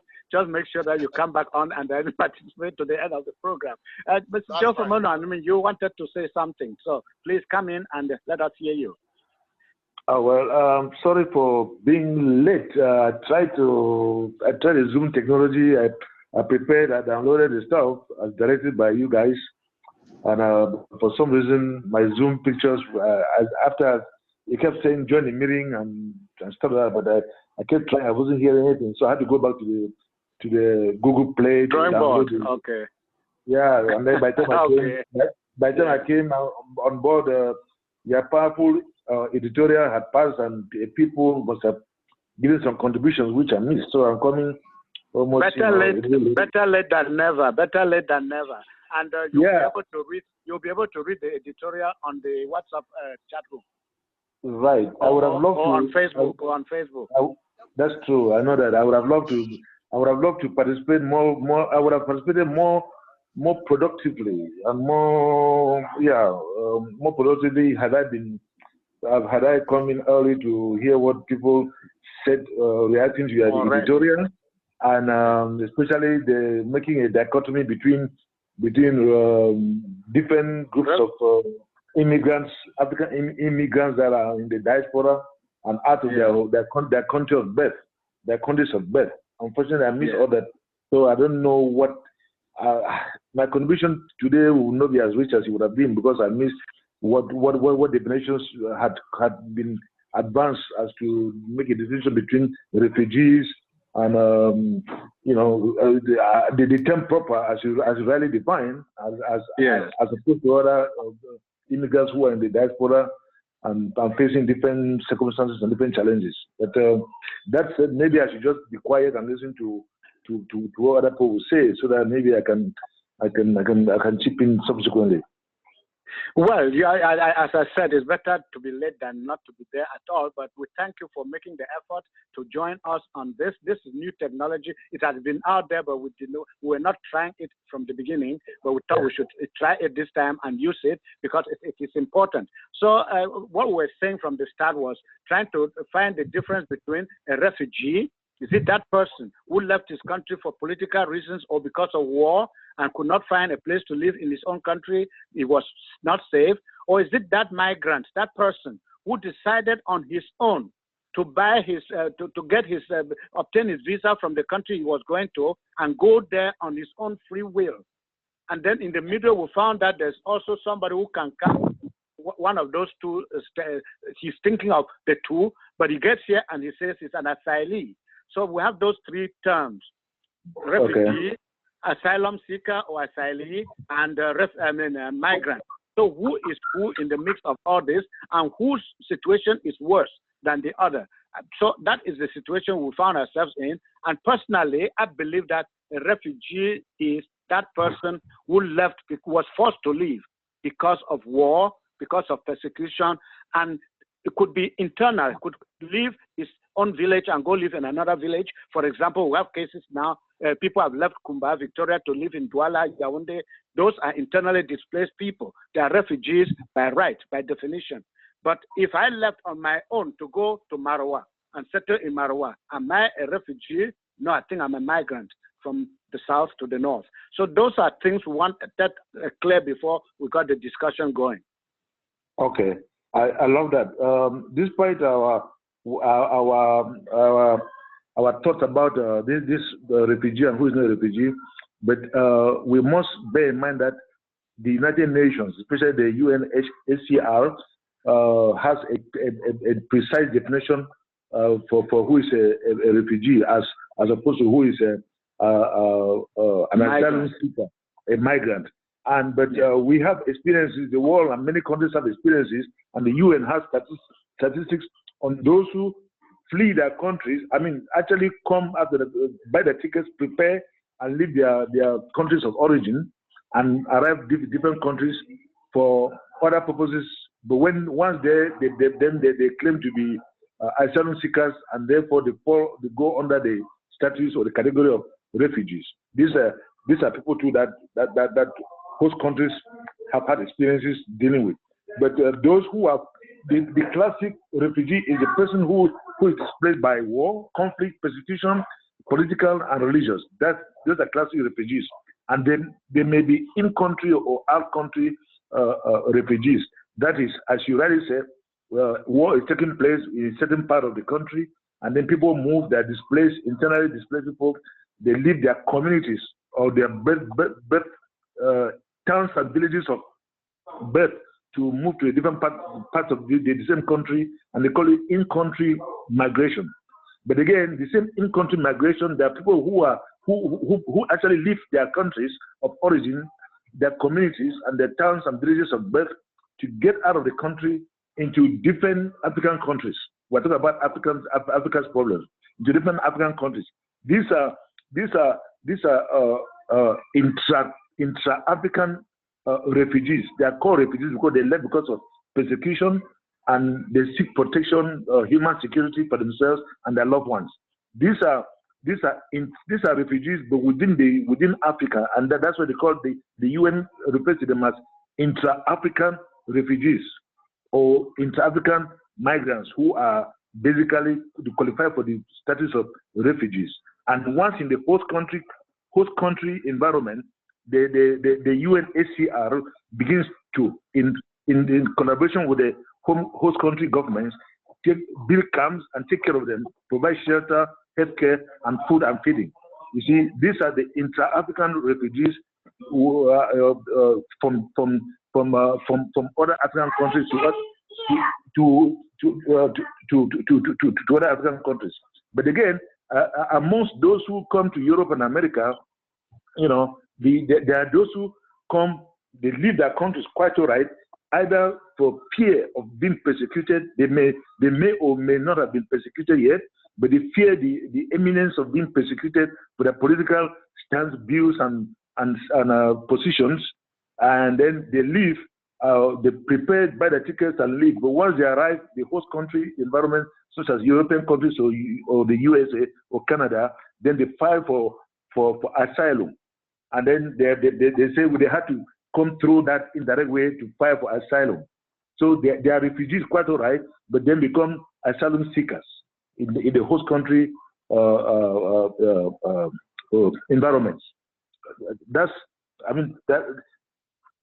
I think these are the distinctions that I can make for now while learning from other contributors.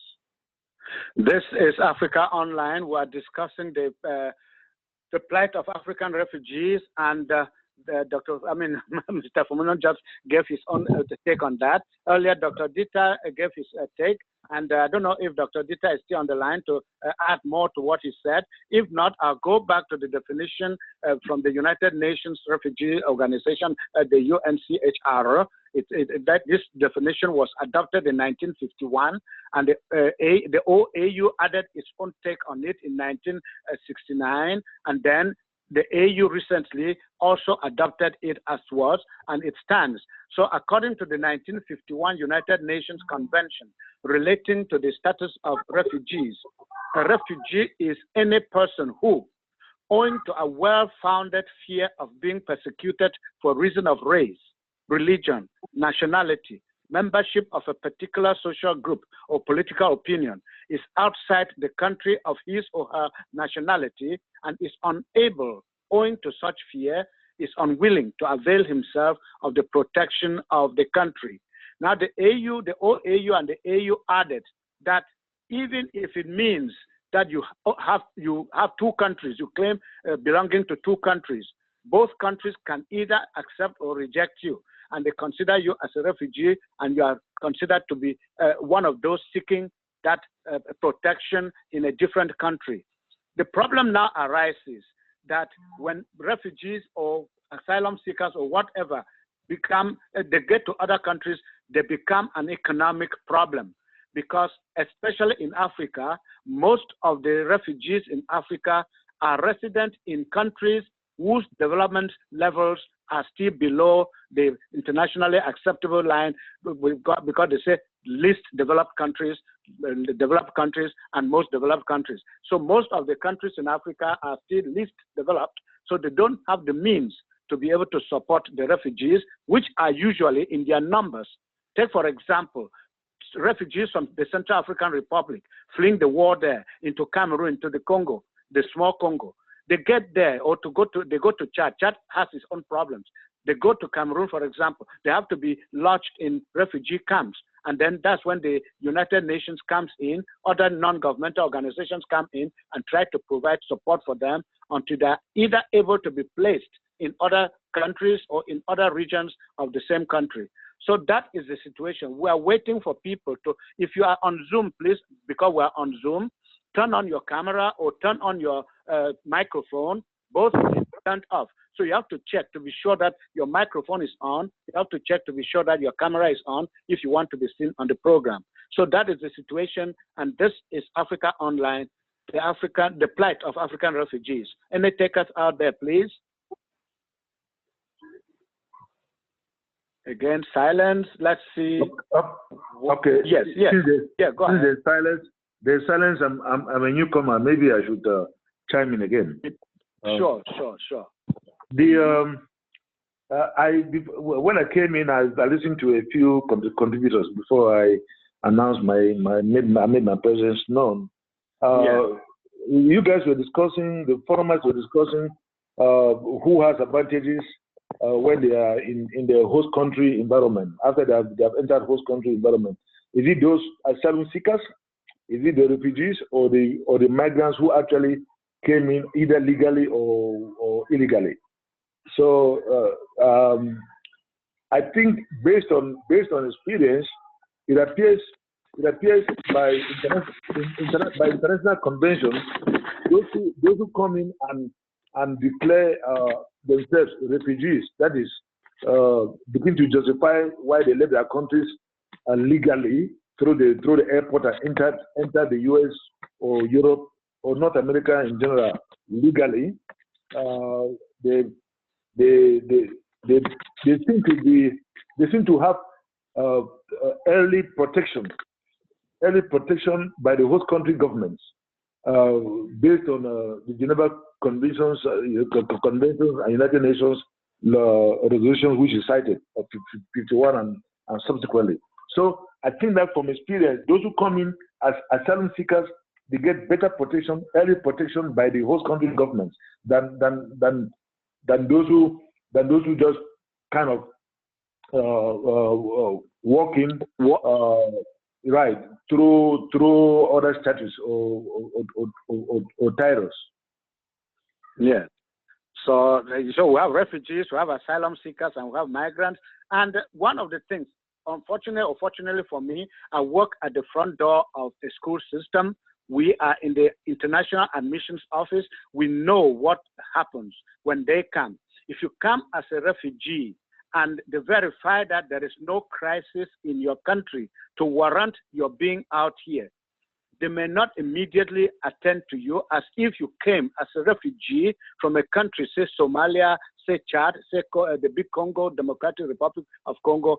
They quickly attend to you because they know the situation. Very often when you say you are a political asylum seeker, they go back to your country to verify the veracity of your claim. There are people who have filed papers to prove that back in their countries, they are politically persecuted and they have run away. They want to be political asylum seekers because they cannot go back to their countries. But one note, if you come as a political asylum seeker, don't visit that country knowingly or unknowingly, because if the host country knows that you've been visiting the country, your original country, they will take away your papers and send you back. So if you say you are a political asylum seeker, stay where you are being hosted. Don't go away. You can move around in the same country, but don't go back to your original country because your status will be jeopardized. That said, this is Africa Online. Mr. Fumano, just hold on. We are trying to see if there are people who are trying to get to us but are not able to. That's why we're pointing out, please make sure your microphone is turned on, make sure your camera is turned on if you want to be seen, and then go ahead, say your name, go ahead and give your contribution. The plight of African refugees is our topic. Any takers? Okay, Mr. Fumano, go ahead, sorry. I know that I had one this Sunday. I just wanted to extend upon what you said. It's very true because look at the case of Cameroon for this instance. Records have it that statistics and data have it at the INS, that is Immigration and National Service, which is now the CICS, whatever, CICS. That during the early 1990s in Cameroon, when the SDF, Social Democratic Front, was launched, but in Bamenda, the English-speaking zone, there were quite a larger number of Cameroonians were admitted, were given visas at the U.S. embassy. At the U.S. embassy to enter the United States legally. As political asylum seekers. Political asylum seekers than took place a decade later, and then recently again there's an uptick. There's an uptick too in the number of English-speaking Cameroonians being granted visas at the U.S. embassy because of the ongoing war or persecution or genocide, as others have adopted, the genocide that is going on in the English-speaking zones and the internally displaced people, which the U.S. embassy is very much aware of it. The ambassador has spoken to about it. So you find more people now being given visas again, English-speaking Cameroonians or the Southern Cameroonians, some prefer Amazonians. You know, these are all the characterization of those who have been persecuted. So it is true. I'm just citing this to corroborate what you just said about asylum seekers. So there are high periods and low periods depending on the conflict zones within countries in Africa. Yes. This is Africa Online, the plight of African refugees, be it in Europe, be it in China, be it in the Middle East, be it in North America, be it in South America. Please, people don't go for no reason. They go because they've been persecuted in their countries, and they go because they believe that they will find better conditions, they will find safety, they will be able to be accepted and treated as human beings rather than discriminated against as in their countries. So the number of refugees does not drop. It keeps fluctuating. It goes up one day, next day it goes down. So it is a problem that is ongoing. It is live. It is a live problem, a problem that we all together, putting our heads together, will be able to find solutions to. So what does Africa Online propose? We're just shining the light. We want our participants to come in, to share their points of view, to tell their personal stories. Why not? A personal story is more effective than 10,000 words written on a big wall. So please, if you have a personal story, your personal experience finding your niche now in one part of the world, come in and share that with us. You can, we are on Zoom. Zoom here is one of the best social medium now. So please go ahead and I get myself confused. Go ahead and join and tell us your story. Share your experience. Or if you cannot share the story of leaving, why not tell the story of arriving? Today we see Somali refugees that were settled in Minnesota being elected to the United States House of Representatives. It's not because they came here and were sleeping or they were comforted by seeing their fellow countrymen in the area where they lived. They participated in public life. And in the United States, for example, which I know better than I know my backhand, they participated in public activities. They socialized. They went to occasions. They attended events. And they shared their experiences with the people around them. And that is how they got themselves into the community. You have to get involved in your community. If you come here either as a migrant, an asylum seeker, or a refugee, don't hide behind the fence. Your status is known. Your status will help you get what you want. And talking about us now, somebody is picking up a lot of stuff there. It sounds like picking up guns. Please just forgive us and let us continue this discussion. The plight of African refugees. Any takers, please?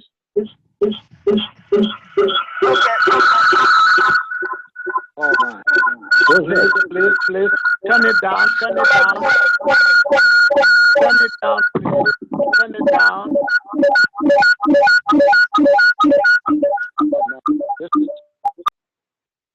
Thank you very much. I don't know. Somebody must have turned on some machine that didn't have to be here. I'm talking statistics, Mr. Fernand. I have from the UNHCR, what is it, refugees, the International United Nations Refugee Center, 2,000 numbers are telling us that Africa is on the high with 68.5 million refugees as at 2017. I saw another statistic, but I lost it. It says as at now is 70 million refugees from Africa in all parts of the world. So should we allow this to go on? What can we do? Well, individually, maybe we cannot do much, but talking together, maybe we can influence the politicians because everything always goes back to them. Their actions cause some of these problems. So maybe we can talk to our politicians and have them listen because they are causing more harm to the people of their country and the world than they think or than they are thinking. So what should we do? Refugee, migrant, political asylum seeker, what are you? Tell your story. It can influence some further discussion on the topic. Any takers, please? Well, this is Reverend Pam. I just want to apologize. I got into my car and the Bluetooth went crazy. So I'm finally leaving church. Okay, thanks. We'll be hearing from you soon. Mm-hmm. Yeah, it's just that people are only listening. They are not sharing their experiences or participating the way we thought they would. The figures you gave 70 million Africans worldwide out of the continent. That's very discouraging. That's very discouraging. Yes. Because these are all talents and human resources that would have remained in Africa to contribute to Africa's uplift. You know, to increase human development index, human happiness index, and unfortunately they are all out. So, but the trend, based on one's research, my research indicates, tells me that many of the host countries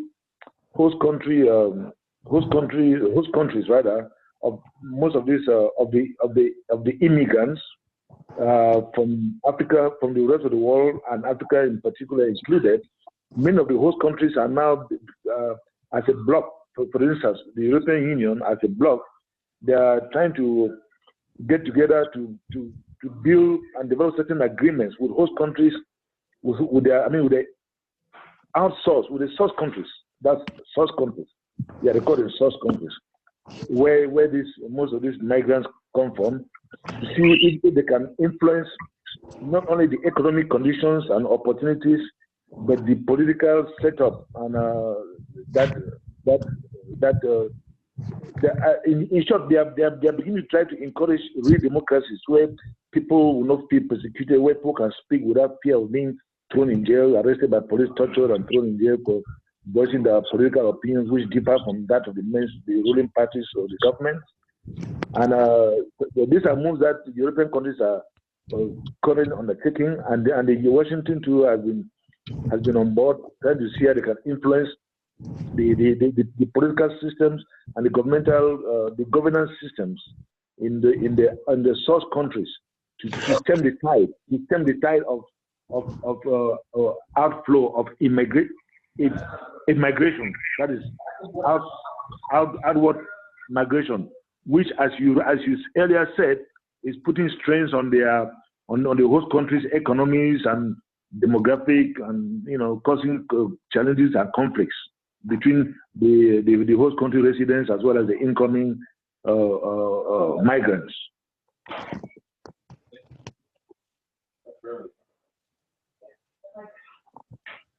Niasong, are you there? Hello?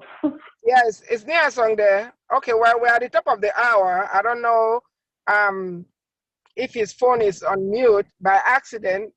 Thank you so much, everybody, for dialing in. This is our first video conferencing, and it's going pretty hitch-free, so thank God for that. Well, we're at the top of the hour. For the past 3 years, at the top of the hour, we announced. Can you guys hear me? Can everybody hear me? Sorry, I'm driving. Well, I hear you. I don't know if others are. Okay. We have quite a few people on the line. Can they hear me? Marco, can you hear me? Yes, Rev. I can hear you, Rev. I'm here. Yeah, I apologize if there's any noise. I'm driving, but we are going to be talking about punctuality and tardiness. Some people call it African time. I don't want to use that phrase, but that's what a lot of people call it. So that's what we're going to be talking about starting tomorrow. And we all know what happens in our community, and even people have gotten so comfortable with our tardiness and our tendency to be late, that when people send you an invitation and they put 3 o'clock, it actually means 7 o'clock. And that is not right. We should not accommodate that. It should not become life as usual. It should not become the norm. It's not our culture, and we're not going to accept it. So we're going to be talking about punctuality, tardiness, aka African time, but we're going to change the meaning of African time. And it's a good thing we're discussing this topic, because our event is coming in 3 weeks, actually 3 weeks, yes, from now. Yes. And we're going to start on time. We are going to start promptly at 6 o'clock. If you want to be on the red carpet, you better be there before 6. From 5 o'clock, the red carpet will be ready from 5, and we'll stop the red carpet at 10 minutes to 7, and the summit will start at 7. So we are not going to keep, we're going to keep the time that is on the invitation, which is 6 o'clock, so we're not going to be starting at 10 p.m. or 7, we're going to start exactly at 6 o'clock. So, and we're expecting a full house, so I want to encourage everybody to be there on time, and those who are planning events, please don't put a wrong time on your invitation to accommodate latecomers. Start your event on time so you don't penalize people who are punctual. People do that a lot, and it's not good. If you send me an invitation that is 6 o'clock, I'll be there at 6 o'clock, and if you don't start in 30 minutes or an hour, I'll be gone. So that's what we're going to be talking about. But I also want to encourage everybody who's not bought their ticket. We have people coming from Africa, we have people coming from Europe, people coming from Canada. These people have bought their flights and their tickets. So those of you don't be waiting last minute, because that room has a capacity. And once the capacity is full, there will be no ticket, there will be no availability. We have an elite panelist, and of course, who our keynote speaker is Her Excellency Dr. Arikana Chirombori Ko, and I apologize if I'm mispronouncing the name. And then Dr. Arikana is from Zimbabwe, married to a Ghanaian, and Dr. Mena Demersi is from Ethiopia. She's the vice president of the Congressional Black Caucus Foundation. And we have panelists from Malawi, Nigeria, Togo, Congo, Sierra Leone, Tanzania. I mean, the list just goes on and on.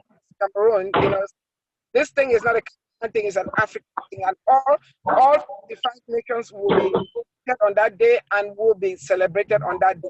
So I just want to encourage everybody, tell somebody about it, don't be a participant, don't be a spectator, be an active participant. This is your event. It's not, it doesn't belong to any one person. It's about Africa. So I hope Nia Song is back on. Yes, Reverend Palm. Yes, I was knocked off, so I was struggling to get back in, and I'm back in.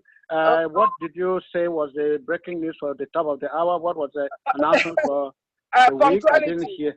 Punctuality. Okay, African time and punctuality. Yes. Okay. So over to you, Nia. Okay. So I'm gonna mute. Okay, I'm gonna mute briefly. Then I'll be back. Okay. All right. Please, any takers out there on the plight of African refugees? But you already know the topic for next week, so we don't need to go back to that. So we'll touch it again at the end of the program. This is Africa Online. Yes, somebody? Oh, I thought it was some adult trying to say something, but it's right. There are kids playing. Please tell the kids to get outside while you finish with us. Then you can call them back inside. Thank you so much. This is the topic we're discussing, the plight of African refugees. And it is unfortunate that this situation is happening because when Africa was Africa, we didn't know of refugees. We knew of people running away from their villages, either because they wanted a girl and he was refused and he took the girl by force and ran away to another village. We never had people run away because of fear of living in their own countries. But today, refugees have become a talk of the day, asylum seekers have become a talk of the day, and migrants have become the common word all over. And we're reading that across Africa, we work tirelessly to ensure that the displaced have access to services such as education and health care. That is a report from the one of the contributors on the, well, not one of the contributors, but one of the research findings on the internet. And what are some of the things, apart from being, the discrimination, the war, what else causes people to leave their countries? Do people just wake up in the morning and want to travel abroad and live abroad? Anybody taking the cue from there? No takers, but we know that there is the refugee crisis facing Africa. There is an article here on that. Working the environment is a contributor, and then we see here that the refugee crisis can refer to movements of large groups or displaced persons rather, who could be either internally displaced persons, forced people who have been made to move, or refugees or other migrants. It can also refer to incidents in the country of origin or departure, to large problems whilst on the move, or even after arrival in a safe country that involves large groups of displaced persons. So what are some of the problems? We already touched on that at the beginning anyway. What are some of the problems refugees face when they arrive in their new countries? What are some of the problems, please? Any taker? Or rather, what are some of the things they face? Yes, somebody. Yes. Yeah, I want to come in here again and make a contribution. Is that Dr. Dieter? Yes, sir. This is Dr. Yeah, Dieter. welcome back. Welcome back. Yes. Thank you. So, you know, as we're talking about this problem, I think we cannot ignore what is happening, for example, in Libya, people getting to Libya to try and find a way to get to Europe and perhaps seek greener pastures. I'm sure people who come from Cameroon know of the story of several of Cameroonians that found themselves in Libya and got caught up in this web of unruly behavior, or being tricked, taken into some kind of slavery, sex slavery, in a very terrible way. So I think we also need to talk to our people back home that even though we all look ahead and only see the positives, the route to Europe or to the Western world can be very, very, very challenging. We know of cases of Cameroonians in Kuwait. A lady, I think one or two of them actually got recently killed in the act of they were involved in taken and sold as sex slaves, and they died in the process. We hear of stories of people coming through Mexico, how they get caught up and, in drug cartels, and a lot of them also end up losing their lives. So it's a very delicate balance. In as much as we're trying to run away, we have to pay attention to these little things that can be very dangerous, and you may be trying to seek a better life for yourself and end up actually not having any life to celebrate. At so all. That's right. to point out to. Yeah, you are very right, Dr. question Dita. Yeah, Dr. Reverend Palm. Okay, but see, Dr. Dita, the thing too also is our people that are enslaving our people, because a foreigner, like the people in Libya, well, Libya is in Africa anyway, but those that are being enslaved in Europe, the Europeans didn't come there like they did during slavery. It was through another African that these people were deceived to go to Europe. We see some of these things in Nigerian movies and Ghanaian movies, and we think it's a joke, but it's not a joke. These things are happening. There are people that get paid, to enslave or to deceive their village people to go to Europe. And it's the same thing that happened with slavery back in the days of John the Baptist. I mean, I'm saying that metaphorically. So I'm not saying that was happening in the days of John the Baptist, but our people, out of greed, are the ones enslaving each other. We just handled slavery. I think it was 2 weeks ago that we handled that topic, during Black History Month.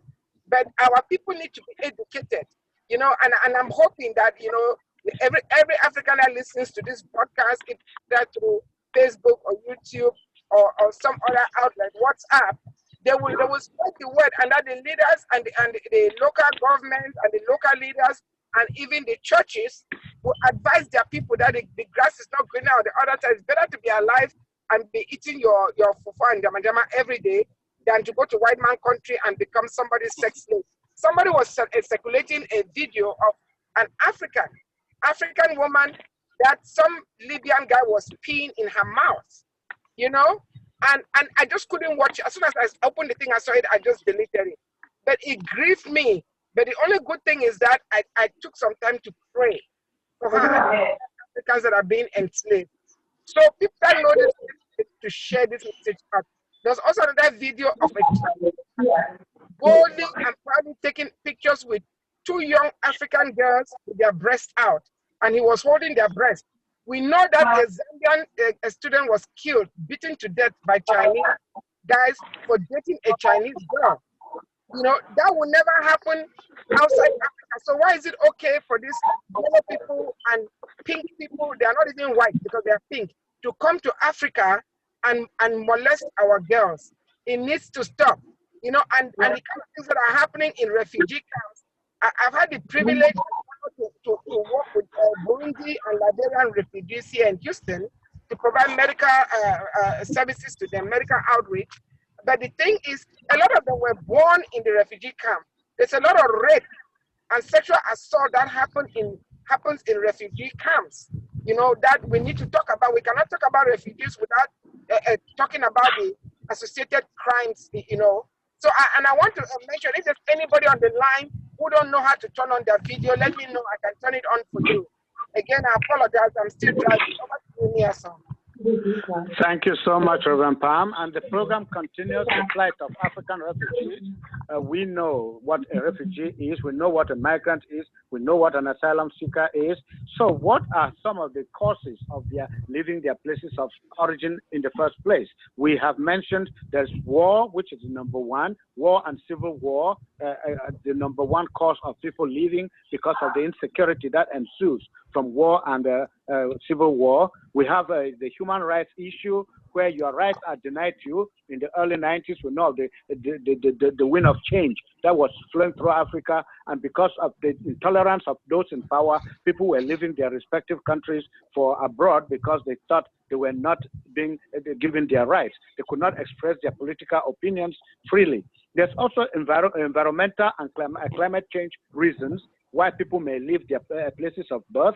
This may be a storm passed, there was a tornado, and so on and so forth. These environmental things, earthquakes, they cause people to be displaced either internally or they leave to the nearest neighboring country and they seek refuge out there. And then, of course, there is economic reasons because you and I will not survive if we cannot find a job that can put food on our table and be able to help us live our lives the way we have to live them.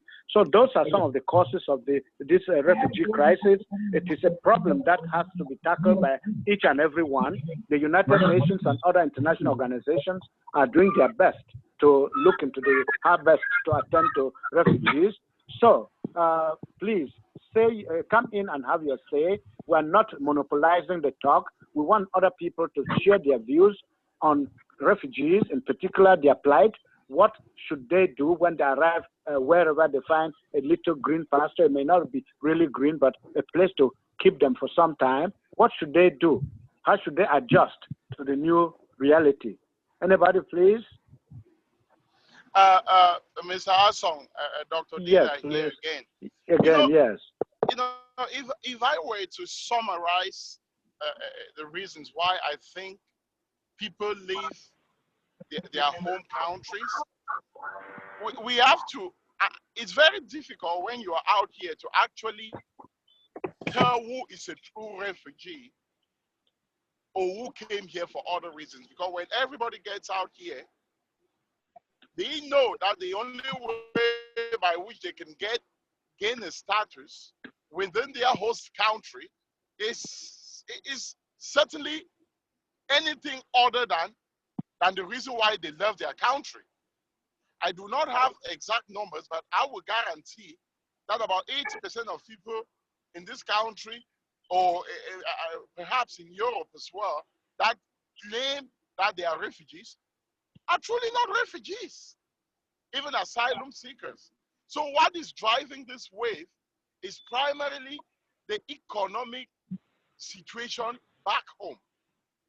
Everybody is trying to look for that situation which will better off his life so that he can also change the situation of their country or of their loved ones. Of course, we will love to change our country, but I do not think that's always possible given the bad will and the poor governance and institutions that we have back home up to this moment. So the question is truly, if we want to fight the crisis, is how do we really alter the economic situation back home? How do we make sure that our institutions are working for us and not rather working against us? If I look at most of my friends, I went to the Faculty of Medicine in Yaoundé with quite some of the brightest minds that I've ever seen in this world. And where are they all today? They are either in the US or they're in Europe. I watched them give TED Talks. I watched them become leaders within their job places in this country. These are the people that would have been changing the face of our country. But they all came out here, and what did they claim? They all claim they are either asylum seekers or, the situation back home has forced them. They are afraid of being persecuted. So I feel that the solution to this, what you're calling a crisis, I don't know if it's already a crisis or not, is how do you alter the economic situation of our home countries? Thank you very much, Dr. Dita. Yes, go in. Yeah, go ahead. Somebody said yeah. Yes, I like what the previous speaker just said. Yes. Yeah, what you just highlighted. Because we cannot skirt certain problems, certain realities. So the realities in many African countries is that, and this has been corroborated by both the United Nations, different organizations, especially that involved in trade and development, the USCCA, and the OECD countries, as well as many other renowned, reputable, and respected research institutions worldwide. worldwide. They are come up with there's a common thread that runs in their research findings that until and unless Africa's governance system allow for every stakeholder without discrimination based on tribal or ethnic belongings, unless and until the political governance systems allow for every stakeholder to feel free to develop and flourish to develop the ideas and flourish and translate the ideas into incremental benefits that would lift society, which is composed of human beings, fellow citizens, to feel to have a better feeling of participation and better life for themselves and their loved ones, especially their future generations, their progeny, unless these systems are realigned and the negative effects that are currently in governance systems like tribalism, ethnic preferences, and political expediency instead of economic efficiency, labor allocation based on political dictates and decrees, and resource allocation based on decrease instead of economic efficiency and competence of either doctors, engineers, journalists, or name it, any profession. Until these things are in place and begin to flourish in Africa, people like Dr. Dieter cited, his former colleagues at the medical school, people like that will graduate, work in their countries for a while, and when they seek change, or try to propose change to their ministers of health, for instance, who come from one tribe, they'll find themselves working against a wall, a wall, and what happens to them? They'll sit back and say, hey, if they cannot even improve the lot of their citizens, their fellow citizens, and their own, then they start looking forward to getting out of the country. And that's where that's where brain drain too comes in as a result of migrants outflow. So you're very right. The solution, right. Yes. Solution, sir. Yes. The solution, sure. Mr. Moderator, and other countries in host countries are beginning to realize, given your statistics of 17 million Africans out of the continent, the many governments, host countries are beginning to see that they have to encourage the governance systems in Africa to change and be more accommodative, more inclusive, therefore allowing people to freely express their opinions and as to improve processes and procedures and systems that will stem the tide of Africa's migration, whether they are political asylum seekers or refugees or political strife. The incidence of political tensions and strife will be drastically reduced. Therefore, encouraging people to stay within within Africa and thereby, in the long run, contributing to the uplift and development of Africa to catch up with the rest of the world. Thank you so much. This is Africa Online. We've been discussing the plight of African refugees. Lots of people were tuned in but never participated. Please, we encourage you, when you come in, always turn on your camera or your phone, or your microphone, so that you can have your say. It is for all of us. It is not for some people. That we all have opinions, and we need to have those opinions expressed. So I will urge Dr. Dieter, I will urge Dr. Ogoji, if he came back, no, he left, and then I will urge Reverend Pam to hang on for a while. I bring you some 2 news items, then we can conclude the program. And this story is from the Democratic Republic of the Congo. The new president of the Democratic Republic of Congo, Felix Tshisekedi, says he wants to free all political prisoners within the next 10 days. Mr. Tshisekedi made the announcement as he unveiled his emergency program for the first 100 days. That was in quotes. In a speech, he said he would ask the justice minister to release all those held in jail for their political views, to cement the democratic advances, quoting, achieved in our country, he continued, I have made reducing tensions a major goal. I will order the justice minister to take all necessary measures within the law towards a conditional release of all individuals detained for opinion offenses, notably during the protests held during the election period. Mr. Tshisekedi assumed office in January, this January, taking over from Joseph Kabila, who had been president for 18 years. Mr. Tshisekedi's election, however, was contested, but he was sworn in. He's the president, and he's laying out his program for the next 100 days. He has unveiled it, and he is the first really democratically elected president for the Congo since that country gained independence in 1960. And this is one of the things one of our participants, Mr. Fomuno, was just saying, easing the political tensions in a country makes people stay.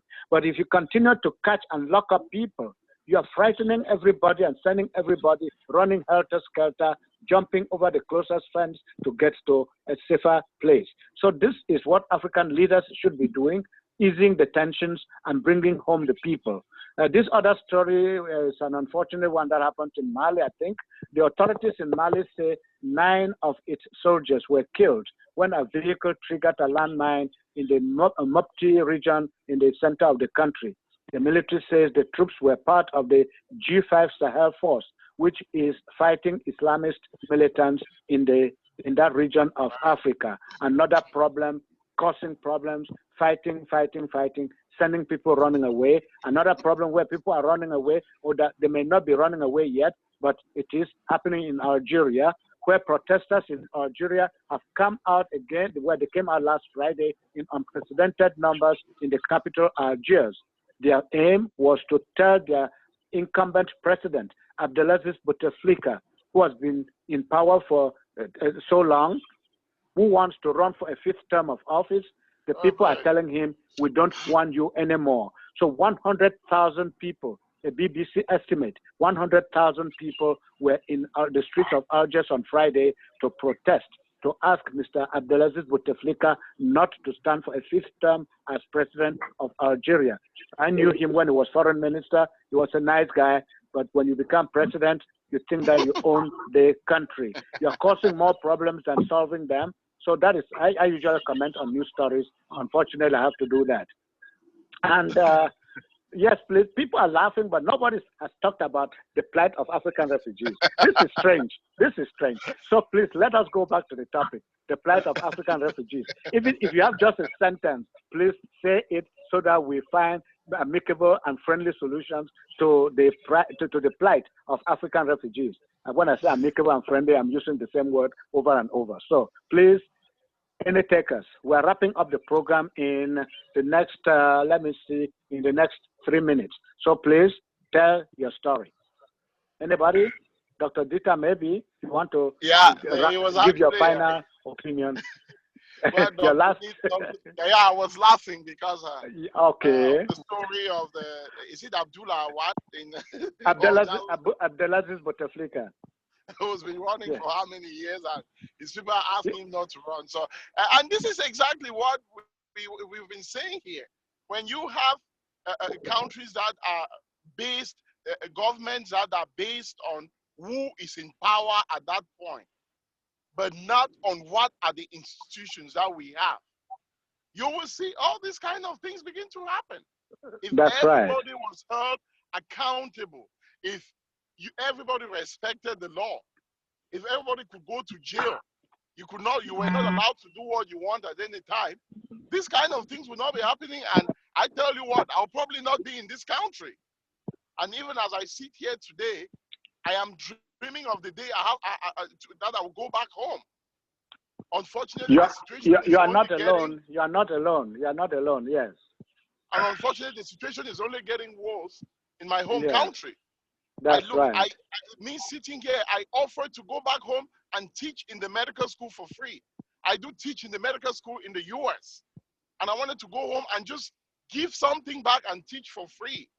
But I tell you what, the bureaucracy and the process that I was going to go through just discouraged me, and I just abandoned the project. That's right. And we talk of development, changing the situation back home, changing the story. I don't see this ending anytime soon.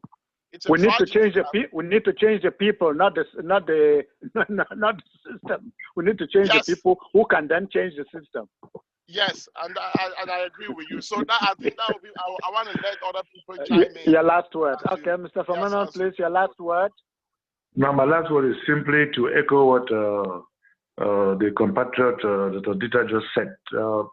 Change the people who change the system and make institutions stronger and more lasting than ephemeral leaders who come in and promising gold and honey and heaven and earth and then install themselves in power forever, change constitutions and whims and caprices, use the state funding to pamper and pander to the military forces that keep them in power for eternity till they die.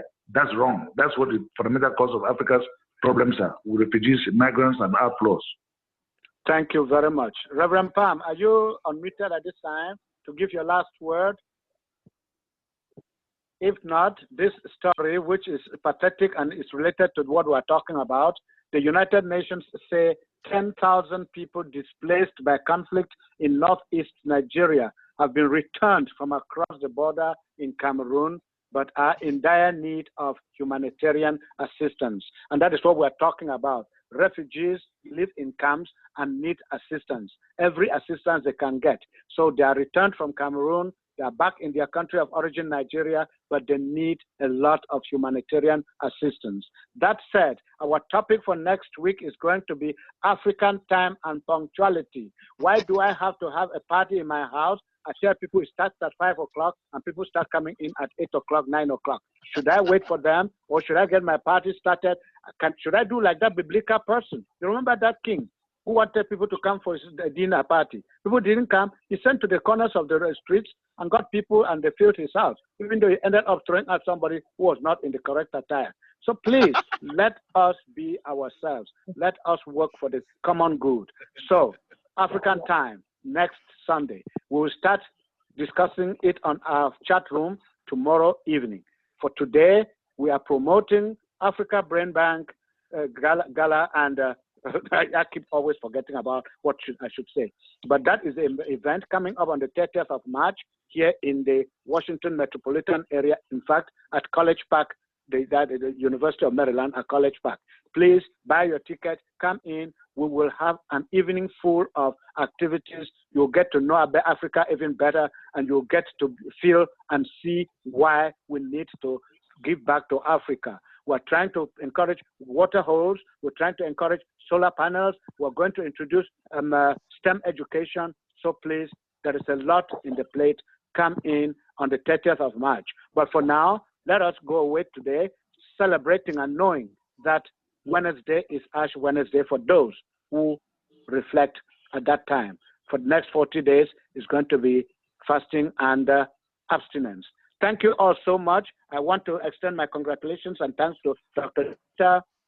Mr. Joe Fumunan, Comfort, Daughter of Zion, Mr. Dr. Ogoji came in and left a short while after, Divine Chamokong and Reverend Palm. We are all grateful for your assistance. And we'll continue to use Zoom going forward. Thank you all and bye-bye. Thank you, sir. Thanks a lot. Thank you. Yes, bye-bye. Thank you. Thanks, Comfy. All right.